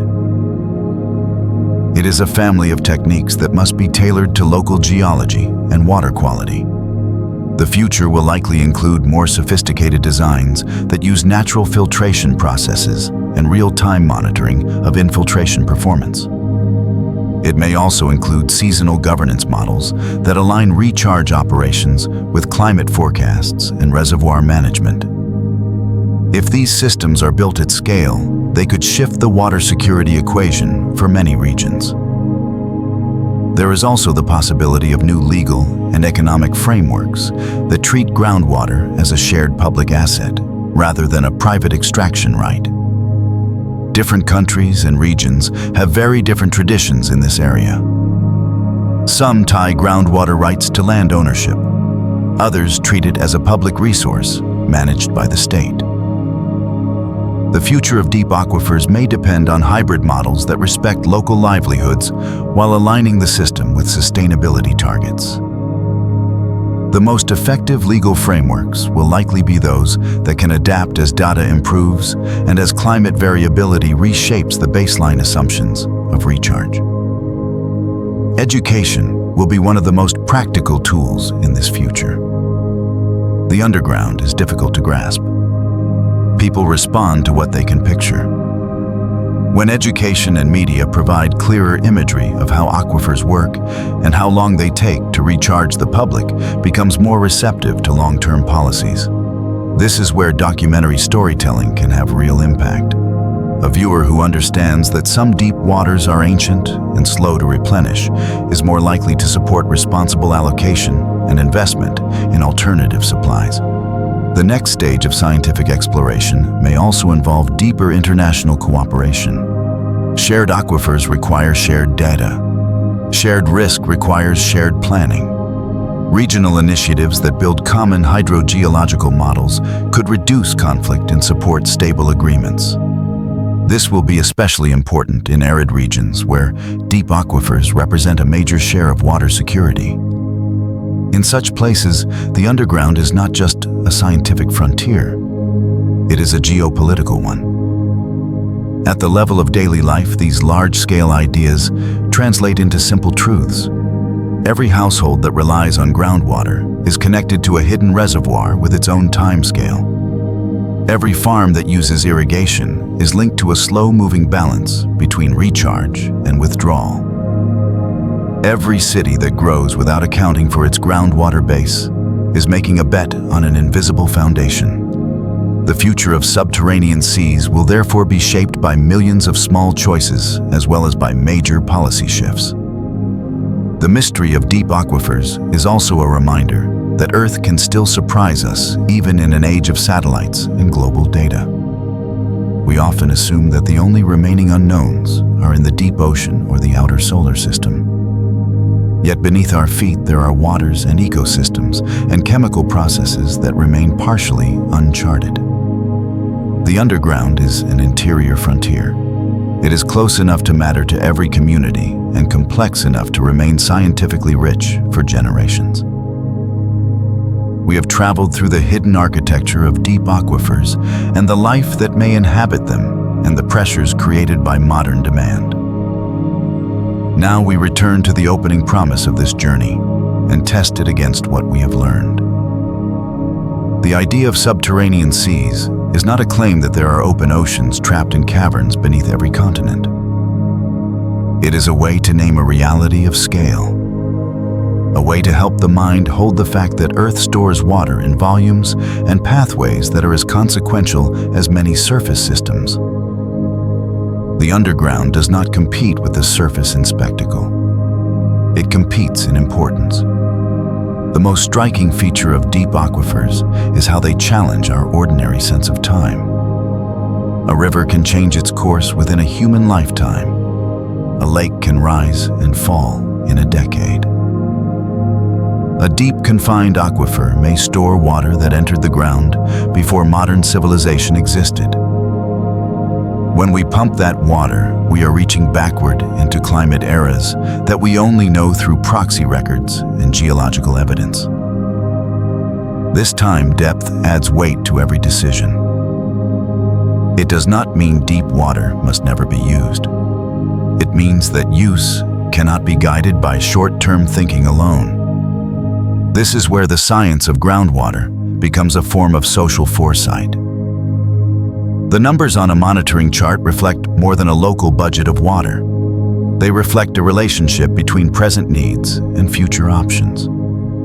A declining water table can be seen as a physical trend.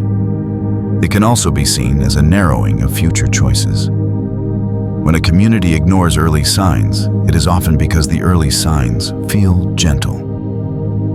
A few meters of decline may not change daily life, but those meters can represent a shift that becomes difficult to reverse. In this way, deep aquifers resemble the deep ocean in one important respect. Both are immense. Both are hard to observe. Both respond slowly to change. Both can absorb the consequences of human activity for years before those consequences become clearly visible. The difference is that deep aquifers are directly tied to the most intimate parts of society. Food production, drinking water, the ability of a city to grow, the health of rivers that people love and depend on. The underground is a silent partner in every one of these outcomes. The future of subterranean seas will therefore depend on whether we can make the hidden legible to everyday decision-making. This is not only a technical goal, it is a cultural one. An aquifer that is treated as private property will be managed differently than an aquifer treated as a shared inheritance. A region that sees groundwater as a strategic reserve will plan differently than one that sees it as the default supply for every new expansion. These frames shape policy long before any law is written. Technology is likely to play a supportive role in this shift. Wider networks of sensors can turn scattered data into coherent trends. Better modeling can translate raw measurements into understandable scenarios. Remote sensing can highlight subsidence and basin-scale depletion before crisis stories erupt. Yet technology alone will not create resilience. The decisive step is governance that accepts the reality of limits and the nature of time. A good model without a good policy is an elegant warning without a response. The agriculture frontier will remain one of the most decisive arenas. Irrigation is not a mistake. It is an adaptation that fed millions, but it must evolve. The most promising futures are not defined by abrupt collapse. They are defined by gradual transitions supported by investment, more efficient irrigation, smarter crop choices, soil practices that hold water longer, market incentives that reward conservation rather than punish it. These are complex changes. They are still easier than rebuilding a depleted aquifer. Urban futures will also depend on whether cities treat groundwater as part of climate design. Stormwater capture, water reuse, leak reduction, strategic recharge. These choices can reduce the need to intensify deep pumping during drought. The most resilient cities may be those that view aquifers as living infrastructure rather than as emergency vaults. We also cannot ignore the role of equity in the coming era of water stress. When groundwater declines, the costs are rarely shared evenly. Some users can drill deeper and pay higher energy expenses. Others cannot. This can transform a hydrological trend into a social fracture. Policies that protect essential domestic use and that support small farmers and vulnerable communities will be critical.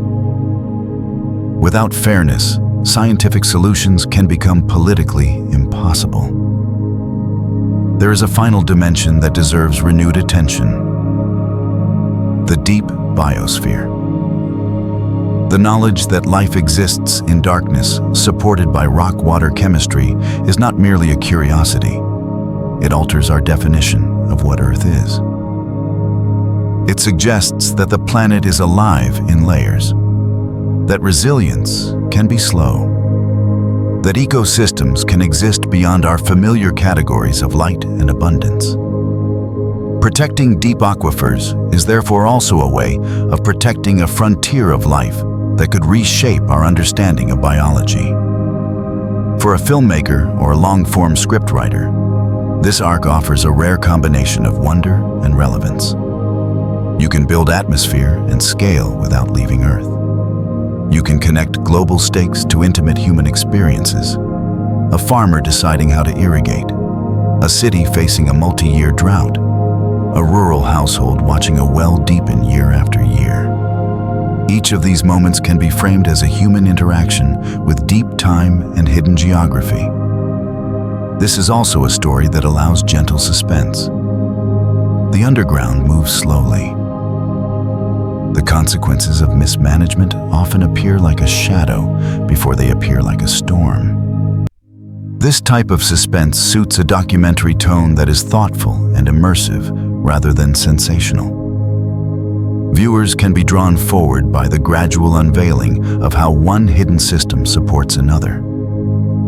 How groundwater feeds rivers, how rivers sustain wetlands, how wetlands stabilize biodiversity and local climate. The chain makes the invisible feel tangible. The scale comparisons can be powerful when used carefully, not by exaggerating, but by clarifying what scale means in the subsurface. A deep aquifer is not an underground lake. It is a volume of water distributed through pores and fractures. That distinction is important for truth and for credibility. Yet the metaphor of seas remains useful because it communicates vastness and mystery. It frames the underground as a realm worthy of careful attention. A strong documentary ending should not pretend that all questions are answered. The truth is that many deep systems remain only partially mapped. We still debate the details of deep groundwater renewability across different basins. We still discover new microbial lineages and new chemical pathways in places that were once assumed lifeless. We still struggle to align governance with geology. This is a perfect place for an ending that feels open but grounded. The practical future will likely be defined by three intertwined commitments. The first is measurement, expanding monitoring networks and improving data transparency so that depletion cannot hide behind uncertainty. The second is adaptation, helping agriculture in cities reduce demand and diversify supply without social collapse. The third is protection, safeguarding recharge zones and preventing contamination that can haunt aquifers for generations. These commitments sound simple. They are difficult, but they provide a credible path forward. There is also a deeper cultural shift that may need to accompany these practical steps. A shift from the idea of water as an infinite right to water as a shared responsibility. This does not mean denying human needs. It means recognizing that the underground is a common foundation. When a foundation is weakened, everyone above it is at risk. In that sense, subterranean seas are an ideal subject for a multi-hour documentary because they are not only about water. They are about how a civilization relates to its own planet. They demand that we think in longer horizons. They invite us to respect the slow rhythms that sustain fast societies. They encourage humility by showing that the most critical systems may be the ones that rarely appear in daily conversation. If this documentary series continues beyond this topic, there are natural expansions. The relationship between deep aquifers and volcanoes and geothermal systems. The role of groundwater in the formation of caves and karst landscapes. The hidden hydrology of deserts and the stories of ancient wet periods preserved underground. The underground analogs that help us imagine subsurface oceans on other worlds. Each of these threads can grow into a new long-form exploration. For now, the central message remains steady. Earth has hidden oceans not of open water, but of distributed vastness. These subterranean seas are ancient, dynamic, and essential. They support ecosystems and societies. They record climate history. They host life that reshapes our definition of habitability. They are threatened by overuse and pollution. They can be protected through better science and stronger governance. The difference between decline and resilience will be shaped by what we choose to see and what we choose to safeguard. In the quiet space between rock and water, the planet has been storing resilience for a very long time. The question for the modern age is whether we will treat that resilience as a temporary advantage or as a long-term partnership with the Earth itself. We can now push this journey into a deeper closing corridor that strengthens the central theme and prepares the full documentary for its final long arc. The idea of subterranean seas is not only a scientific image. It is a new way to organize the audience's sense of Earth. It invites the viewer to think of the planet as layered habitability, a surface world of light, weather, and speed, a subsurface world of pressure chemistry and slow endurance. The bridge between these worlds is water. Water that changes form and meaning as it moves through different zones of rock. Water that can be a daily companion in shallow systems and a deep time archive in confined basins. The most important detail for a serious documentary is clarity about what an aquifer is and what it is not. An aquifer is not an underground river in most cases. It is not an open lake hidden inside a vast cave. It is a rock body with connected spaces that can store and transmit water. This definition may sound technical, but it protects the audience from the most common misunderstandings. It also strengthens trust. When you use the phrase subterranean seas, you are using scale language, not literal geometry. You are saying that the total underground water system is large enough to deserve the emotional weight we usually reserve for oceans. A strong, long-form narrative benefits from returning to specific scenes. This is where you can revisit a few iconic systems and use them as anchor environments that the viewer can hold across hours. The Great Artesian Basin can serve as the example of vast pressure-driven water that shaped settlement and ecology in a dry continent. The Nubian system can serve as the example of fossil water and ethical timescale decisions in a desert future. The High Plains aquifers can serve as the example of modern agriculture and the risk of treating a geological reserve like a yearly budget. These case anchors allow the story to shift between global themes and human-scale consequences without losing coherence. Another effective long-form technique is to connect the underground to visible surface scenes that viewers already understand. A river that continues to flow during a dry season is not a magic trick. It is often a sign of groundwater discharge. A wetland that persists through heat and drought is often supported by the slow release of underground storage. A sudden sinkhole in a karst region is often a dramatic surface signature of the dissolving power of groundwater over time. These connections help the audience feel that the subterranean world is not remote. It is an active partner in the landscapes they recognize. This is also a place where you can introduce the idea of groundwater as an engine of stability. The surface water cycle tends to be flashy and seasonal. The underground cycle offers buffering. This buffering is one of the reasons civilizations have been able to expand into regions with more variable rainfall. But buffering has a limit. When a buffer is used without replenishment, it becomes a liability. The documentary can frame this as a simple story of balance rather than moral judgment. Water stored over centuries cannot be treated as an annually renewable source without consequences. Even when extraction is justified, the planning horizon must be honest. To deepen the scientific realism, you can spend time on how researchers actually discover and describe these systems. A well log can read like a vertical biography of Earth. Changes in grain size and lithology mark ancient rivers and seas and deserts. Confined layers tell a story of burial and sealing. Water chemistry adds another layer of meaning. Dissolved ions can show where the water has traveled. Isotopes can reveal when it entered. This is one of the most cinematic conceptual sequences you can build without relying on sleep narration. The viewer can feel the wonder of reading time through water. The deep biosphere can also be reintroduced here with a careful tone that avoids exaggeration but preserves awe.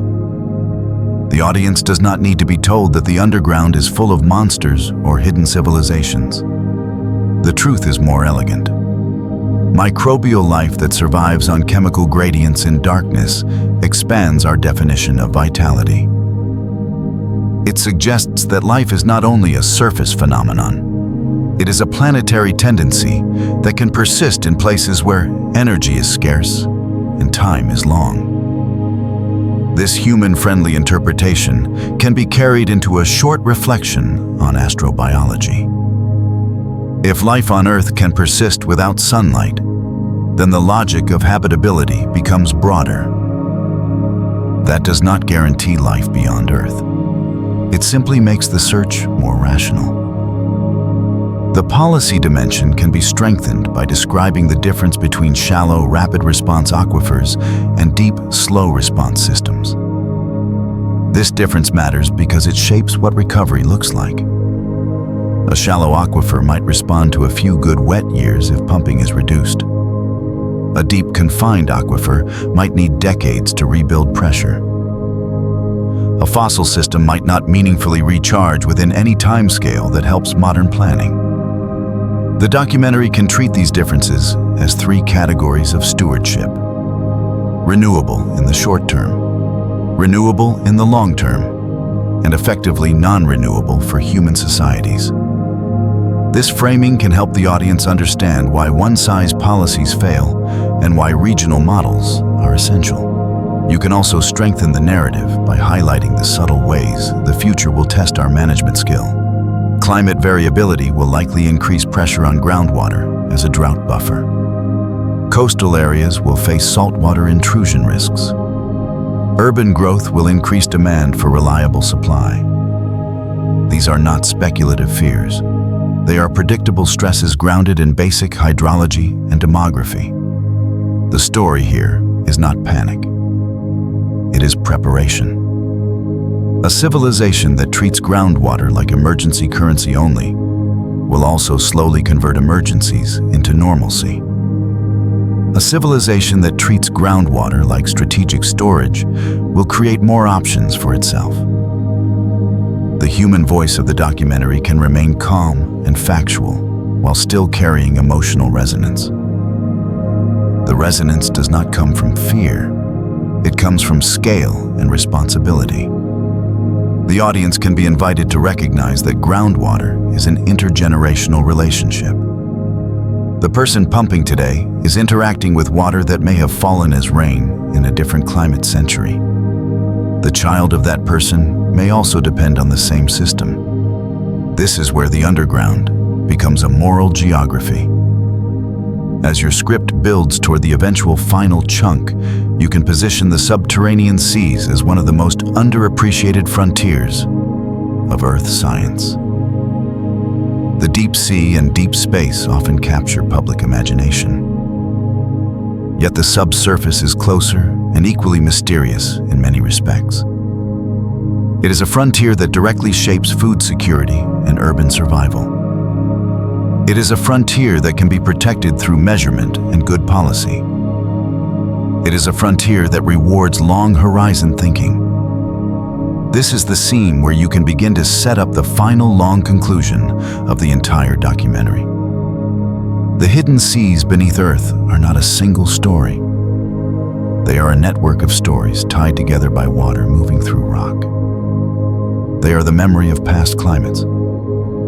They are the support system of present societies. They are the uncertain variable of future resilience. The best closing message is not that humans must retreat from using groundwater. It is that humans must learn to match their use to the true character of each aquifer. Some systems can be used and refilled with care. Some can be used as strategic reserves with explicit timelines. Some require protection that is as strict as the protection we give to surface rivers. The underground demands precision in both science and ethics. With that perspective, the phrase subterranean seas becomes more than a hook. It becomes a teaching tool. It helps the viewer build an internal map of Earth that includes what cannot be seen. It allows your channel to connect deep sea and space themes to Earth science in a unified brand language of hidden frontiers. Most of all, it leaves the audience with a sense that the modern age is not only exploring outward, it is also learning to explore inward. Into the geology that shelters water, into the chemistry that supports life, into the slow systems that quietly carry the future. To keep the science grounded, we can return to the simplest picture of the groundwater journey. Water begins at the surface. It infiltrates soil. It moves downward into porous or fractured rock. It may remain shallow and interact with streams and wetlands. Or it may pass into deeper layers where confining rocks slow its escape. In those confined spaces, pressure accumulates and time lengthens. The deeper the water travels, the more the chemistry changes. It becomes a conversation between fluid and mineral. It can dissolve elements from rock and carry them as messages of place and age. This is why every deep aquifer has a personality. Its water quality is a signature of its geological biography. This biography can be read through careful analysis. When scientists use isotopes and dissolved gases, they can estimate when the water entered the ground and under what climate conditions. A sample that reveals ancient recharge is not just a number on a lab sheet. It is a story of a different Earth. A time when deserts may have been greener. A time when rainfall belts may have shifted. A time when the atmosphere differed in subtle ways. These signals make deep aquifers one of the quiet archives of planetary change. They do not replace ice cores or sediments. They complement them with a record written in hidden fluids. The relevance of this archive grows in an age of climate uncertainty. If future rainfall patterns change, then recharge pathways may shift. If storms become more intense, then runoff may increase while infiltration decreases. If snowpack declines, then the slow spring recharge that fed many basins may weaken. These are not identical outcomes everywhere, but the logic is consistent. The future of groundwater cannot be planned solely by looking at past averages. It requires scenario thinking. It requires resilience design rather than simple prediction. This is where the role of policy and culture becomes central. A deep aquifer does not govern itself. It responds to extraction and recharge. It responds to land use. It responds to the integrity of confining layers and well construction practices. The quality of governance can determine whether the underground acts as a buffer or becomes a breaking point. Good governance often begins with shared measurement. It builds from transparency. It evolves into limits and incentives that match local geology. It is most durable when it protects basic needs and addresses equity. Because water security is not only a technical target, it is a social contract.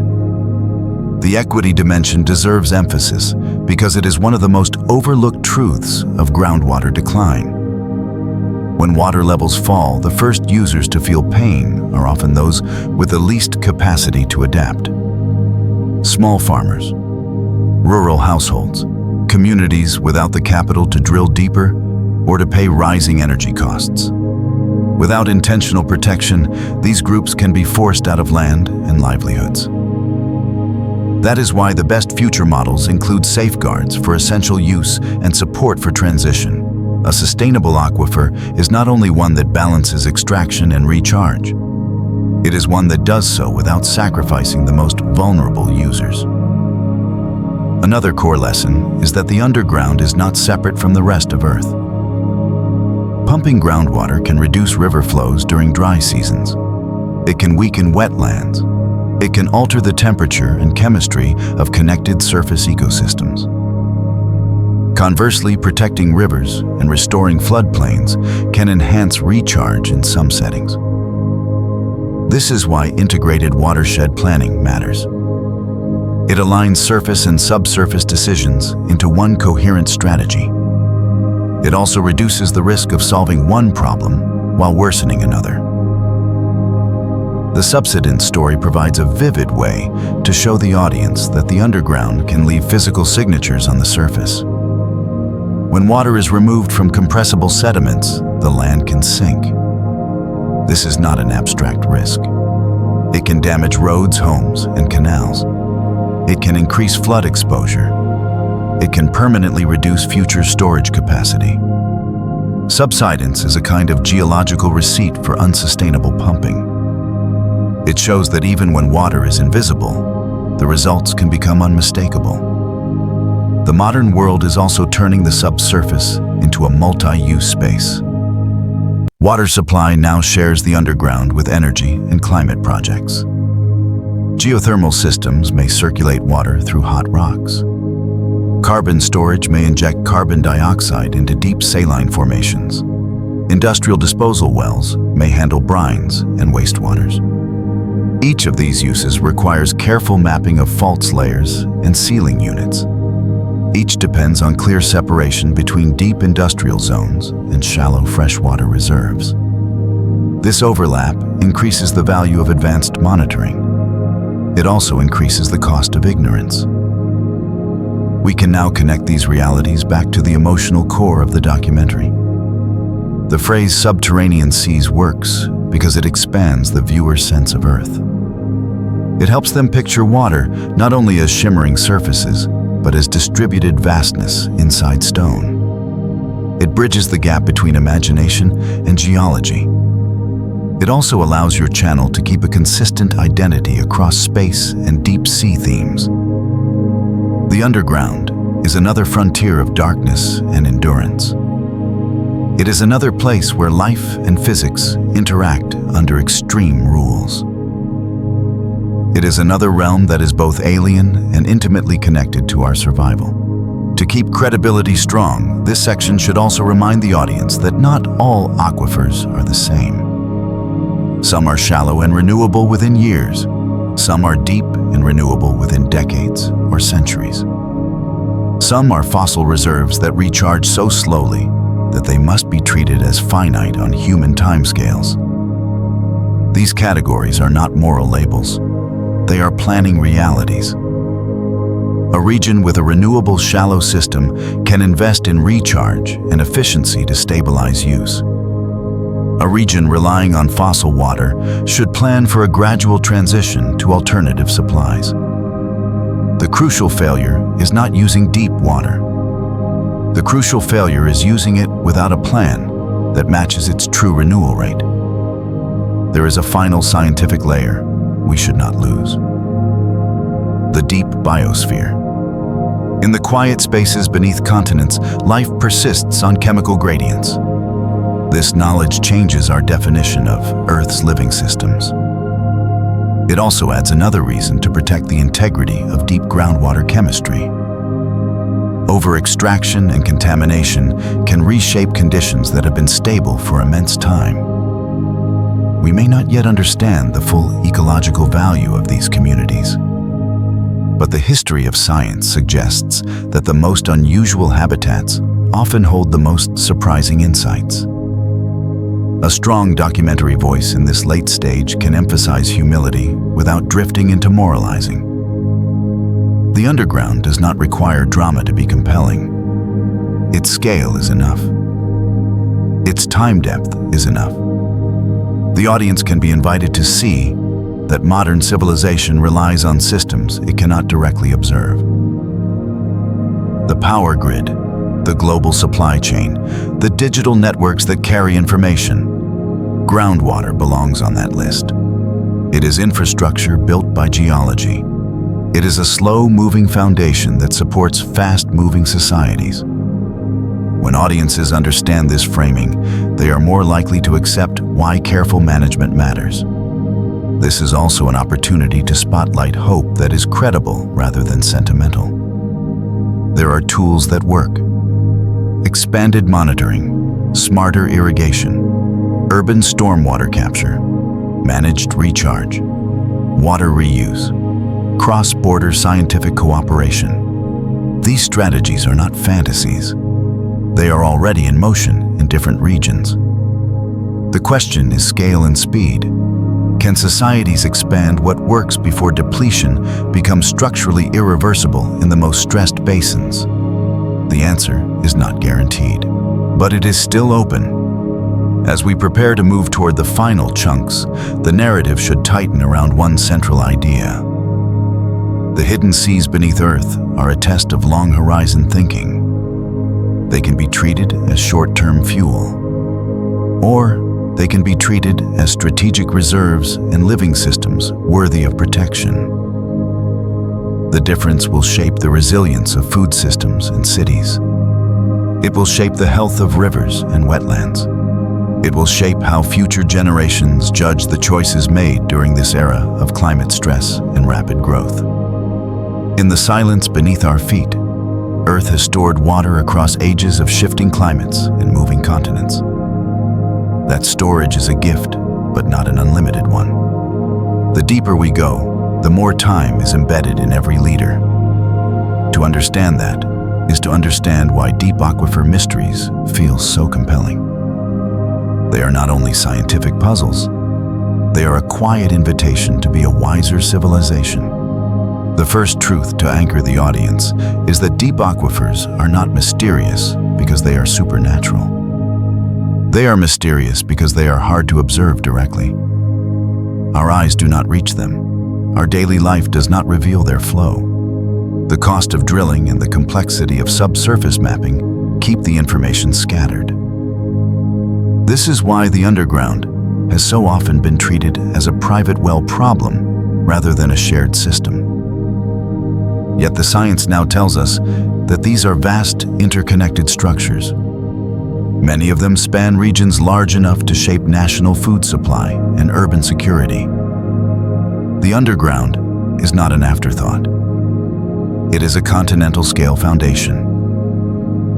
The second truth is that water underground exists in forms that can surprise the imagination. The public image of groundwater often defaults to a cavern with a lake.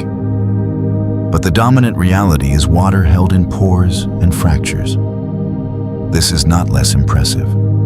It is more impressive because it means the hidden seas are not confined to rare caves. They are embedded in the architecture of the continents. Every sandstone body, every fractured limestone, every faulted crystalline block can become a corridor or a vault. The boundaries are drawn by permeability and sealing layers, not by visible shorelines. This is why groundwater systems are both widespread and difficult. They are everywhere in principle, but unique in detail. The third truth is that time is the most precious ingredient of deep groundwater. Shallow systems can breathe with the seasons. Deep confined systems can carry the signature of ancient climates. In some basins, the water we pump today may have begun its underground journey long before modern societies formed. When we understand this, we can no longer view deep aquifers as simply a bigger version of a pond. They are a form of geological inheritance. They are a reserve shaped by eras of recharge that may never return in the same way. This does not forbid use. It demands honest planning. This honesty can be presented as a practical classification that helps audiences understand policy choices. Some aquifers are fast renewing and can be managed with yearly water budgets and strong protection of recharge zones. Some aquifers renew slowly and require multi-decade planning with conservative extraction targets and active recharge investment where possible. Some aquifers are effectively fossil. Their modern recharge is too small to treat them as renewable for human timescales. These systems can still be used, but only with the same strategic mindset a society would apply to any finite resource. If we do not label the category clearly, we risk accidental depletion that looks like progress until the costs appear. A documentary that aims to be both compelling and useful should now reconnect these truths to human consequences in quiet, concrete ways. A city that relies on deep aquifers is living on a hidden timetable. Farms that depend on large-scale pumping are tied to the health of a system that cannot be seen from the air. A rural household that depends on a single well is connected to a regional pressure field that may be influenced by users far away. These are not abstract connections.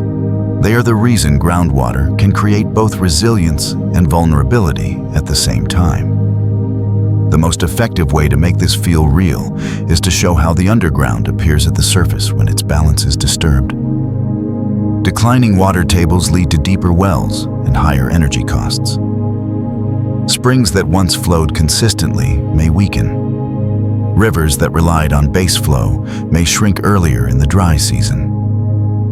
Wetlands may lose their quiet support. In some places, the land itself may subside. These changes are the surface language of a subsurface shift. They make the invisible visible. They also clarify why groundwater governance must be proactive rather than reactive. By the time the impacts become dramatic, the recovery path may already be costly or limited. We should also address the psychology of why groundwater is so easy to overuse. It is hidden. It is privately accessed. The early stages of decline rarely feel catastrophic. A pump still works even when a water level drops. A field can still be irrigated even when a reserve is shrinking. This delay between action and consequence is one of the most dangerous patterns in environmental management. It encourages short-term decisions that borrow from the future without naming the loan. A good documentary can help viewers recognize this pattern and understand that a slow system requires early restraint. Now we can return to one of the most fascinating features of deep aquifers: the presence of life in darkness. The deep biosphere does not need to be sensationalized to be remarkable. The fact that microbial communities can persist using chemical energy from rock-water interactions expands our understanding of what life can be. It also reframes deep aquifers as more than mechanical storage. They can be ecosystems with their own stability and vulnerability. This insight supports a broader ethic of care. Protecting deep water quality is not only a question of human health.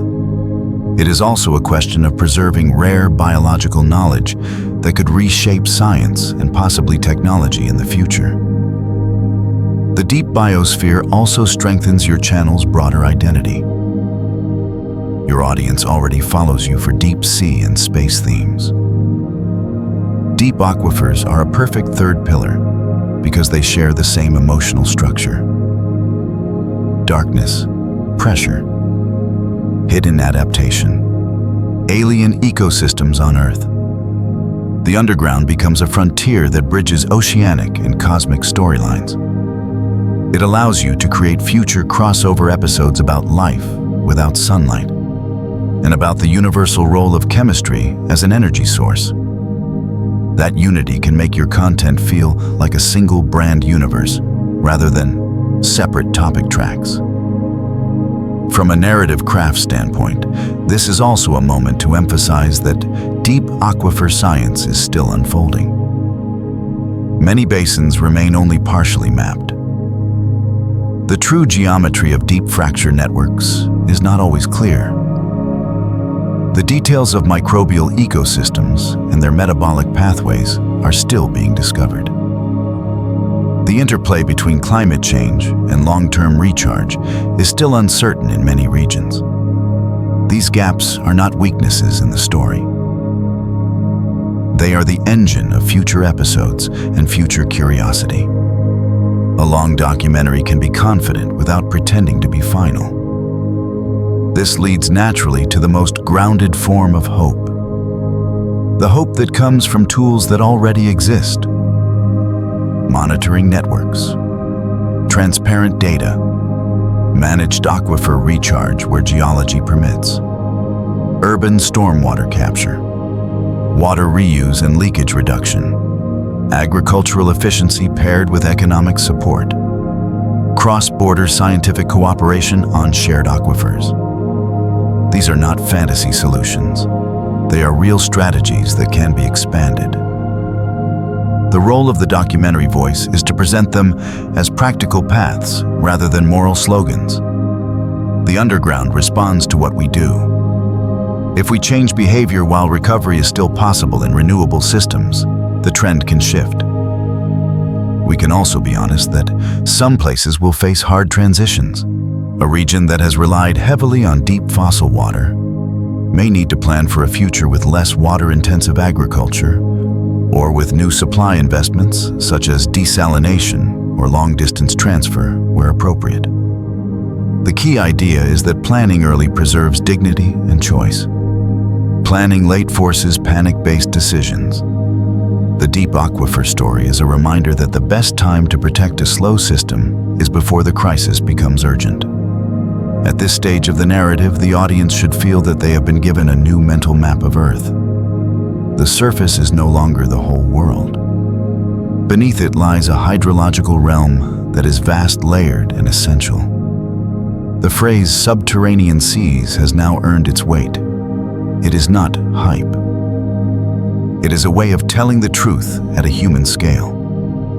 That truth is that the ground beneath us holds a hidden reservoir of stability and memory.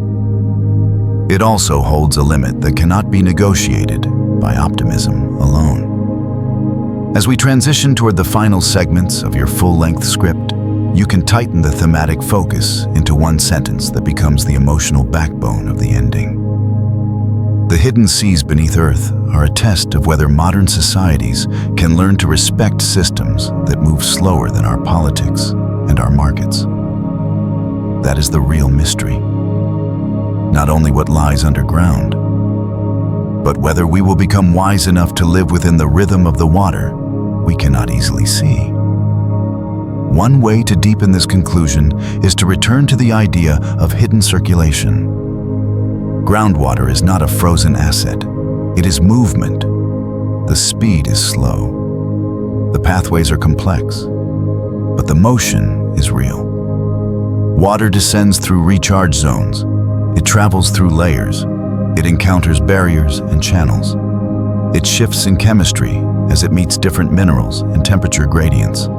It emerges again in springs and riverbeds and wetlands.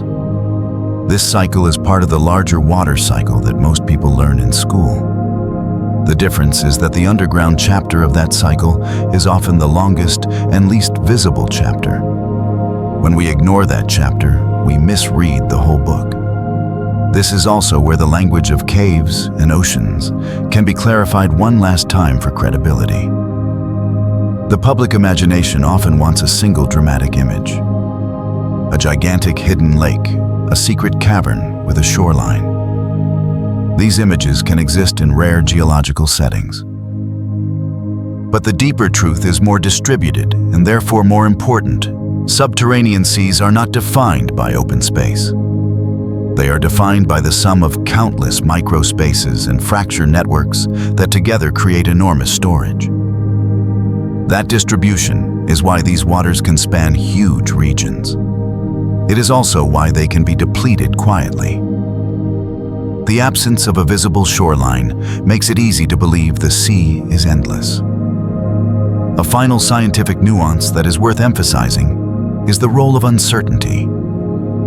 It is tempting to treat uncertainty as weakness. In groundwater science, uncertainty is a normal condition of a complex system that cannot be fully excavated or observed. The goal is not perfect certainty. The goal is enough certainty to avoid irreversible error. This framing can help the audience understand why investment in monitoring matters. It also helps them understand why policies must be flexible and updated as data improves. The underground is not static, and neither should be our models of it. At this stage of the narrative, the audience is ready to hear the most important management principle in its simplest form. Match use to renewal rate. This principle sounds obvious. In practice, it is one of the hardest ideas for a society to operationalize. Because renewal rates differ across aquifers, because human needs can be urgent, because politics often rewards short-term delivery over long-term protection. Still, this principle is the spine of responsible groundwater planning. If a system renews quickly, it can support steady use with strong protection of recharge zones and careful water quality oversight. If a system renews slowly, it requires conservative extraction and long-horizon policy. If a system is effectively fossil, it demands strategic planning that treats the water as finite capital rather than annual income. The documentary can also strengthen this idea by connecting it to the psychology of decision-making. Humans are good at responding to fast threats. Fires flood storms. We are less good at responding to slow threats. Groundwater decline is a slow threat until it becomes a sudden crisis for someone whose well runs dry or whose pump costs become impossible. This mismatch between human instinct and hydrological reality is a key reason why education and long-form storytelling can create real impact. A viewer who understands slow risk is more likely to support early action. Another powerful closing thread is the idea of groundwater as a climate stabilizer. In many regions, the underground acts as a buffer that releases water when rains fail. This buffering has made modern agriculture and urban growth possible across vast dry lands. It has allowed populations to survive multi-year droughts that might otherwise have been catastrophic. But buffering is not magic. A buffer is only useful if it can be replenished or if its drawdown is planned.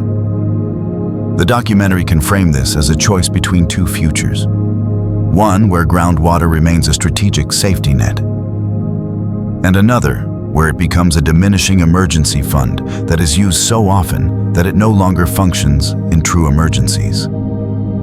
Coastal settings add a special version of this message because they reveal how the underground and the ocean meet directly. Fresh groundwater in many coastal zones forms a lens above saline water. When freshwater pressure drops due to heavy pumping, the boundary can shift. Salt water can move inland.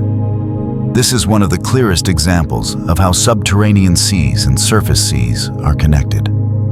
It also offers a strong visual idea for your future editing and script transitions. The ocean does not stop at the shoreline. It negotiates with the underground through density and pressure. Land subsidence can be revisited here as the most undeniable surface signature of deep change. When the ground sinks, it is a reminder that water is part of the structural integrity of certain sediments. Removing it changes the physical architecture itself. This sets groundwater apart from many other resource stories, because overuse can physically alter the land in ways that are expensive to repair and sometimes impossible to undo. This makes early management a matter of infrastructure protection as well as water security. The biological story can also be given a final respectful spotlight. The deep biosphere remains one of the most intellectually exciting frontiers of Earth science. It suggests that life can be sustained by chemical energy in environments that feel almost alien.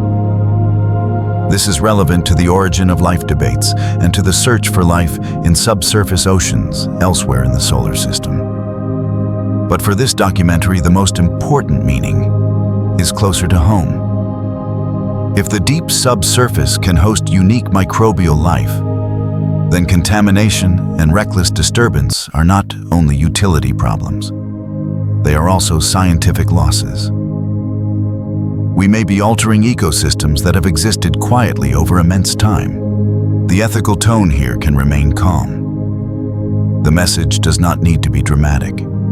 It simply needs to be clear.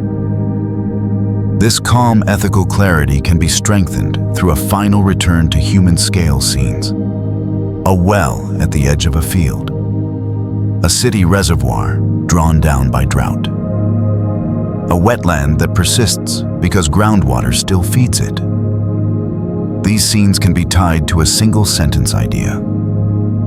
The underground is the quiet partner of the surface. When we protect that partner, we protect the visible world we depend on. When we ignore it, we place that visible world on a narrowing foundation. From a channel strategy perspective, this closing segment also sets you up for future long episodes with the same brand identity. You can extend this topic into a separate documentary on fossil water ethics, another on land subsidence and urban risk, another on deep biosphere discoveries, another that connects Earth's underground oceans to Europa and Enceladus in a comparative frontier episode. The audience that enjoys deep sea and space content is likely to respond strongly to this third frontier because it shares the same emotional geometry, the unknown nearby, the hidden habitat, the slow violence of pressure and time, the fascination of life adapting to darkness. The final task for this chunk is to prepare an emotional handoff into your eventual closing chapter of the full script. The most effective handoff is not a new fact. It is a refined question. What kind of society can manage what it cannot easily see? This question is the hinge that turns hydrogeology into a larger human story. It may also be the question that keeps viewers thinking after the video ends. In that sense, the subterranean seas are both a scientific subject and a mirror. They reflect our planning horizons and our values. They test whether we can accept limits without panic. They test whether we can invest in measurement before a crisis commands attention. They test whether we can design agriculture and cities to fit the reality of regional water futures. They test whether we can negotiate fair outcomes when decline threatens the most vulnerable first. The underground does not ask for admiration. It does not announce itself. It simply continues to hold and release water according to the rules of rock and pressure and time. Our role is to decide whether we will align with those rules or pretend they do not apply. The best conclusion for this story will not claim that the future is safe. It will claim that the future is still shapeable. That is the honest promise of this frontier. With that promise in place, the documentary can move toward its final resolution. The hidden seas beneath Earth are real and immense. They are distributed through rocks rather than open basins. They carry deep time within their chemistry. They support life that does not need sunlight. They buffer drought and sustain rivers. They can be depleted and contaminated and physically linked to subsidence. They can also be protected through measurement efficiency, recharge, and fair governance. The mystery is not only what lies beneath us. The mystery is whether we will become a civilization that can protect what it depends on, even when that dependency is invisible.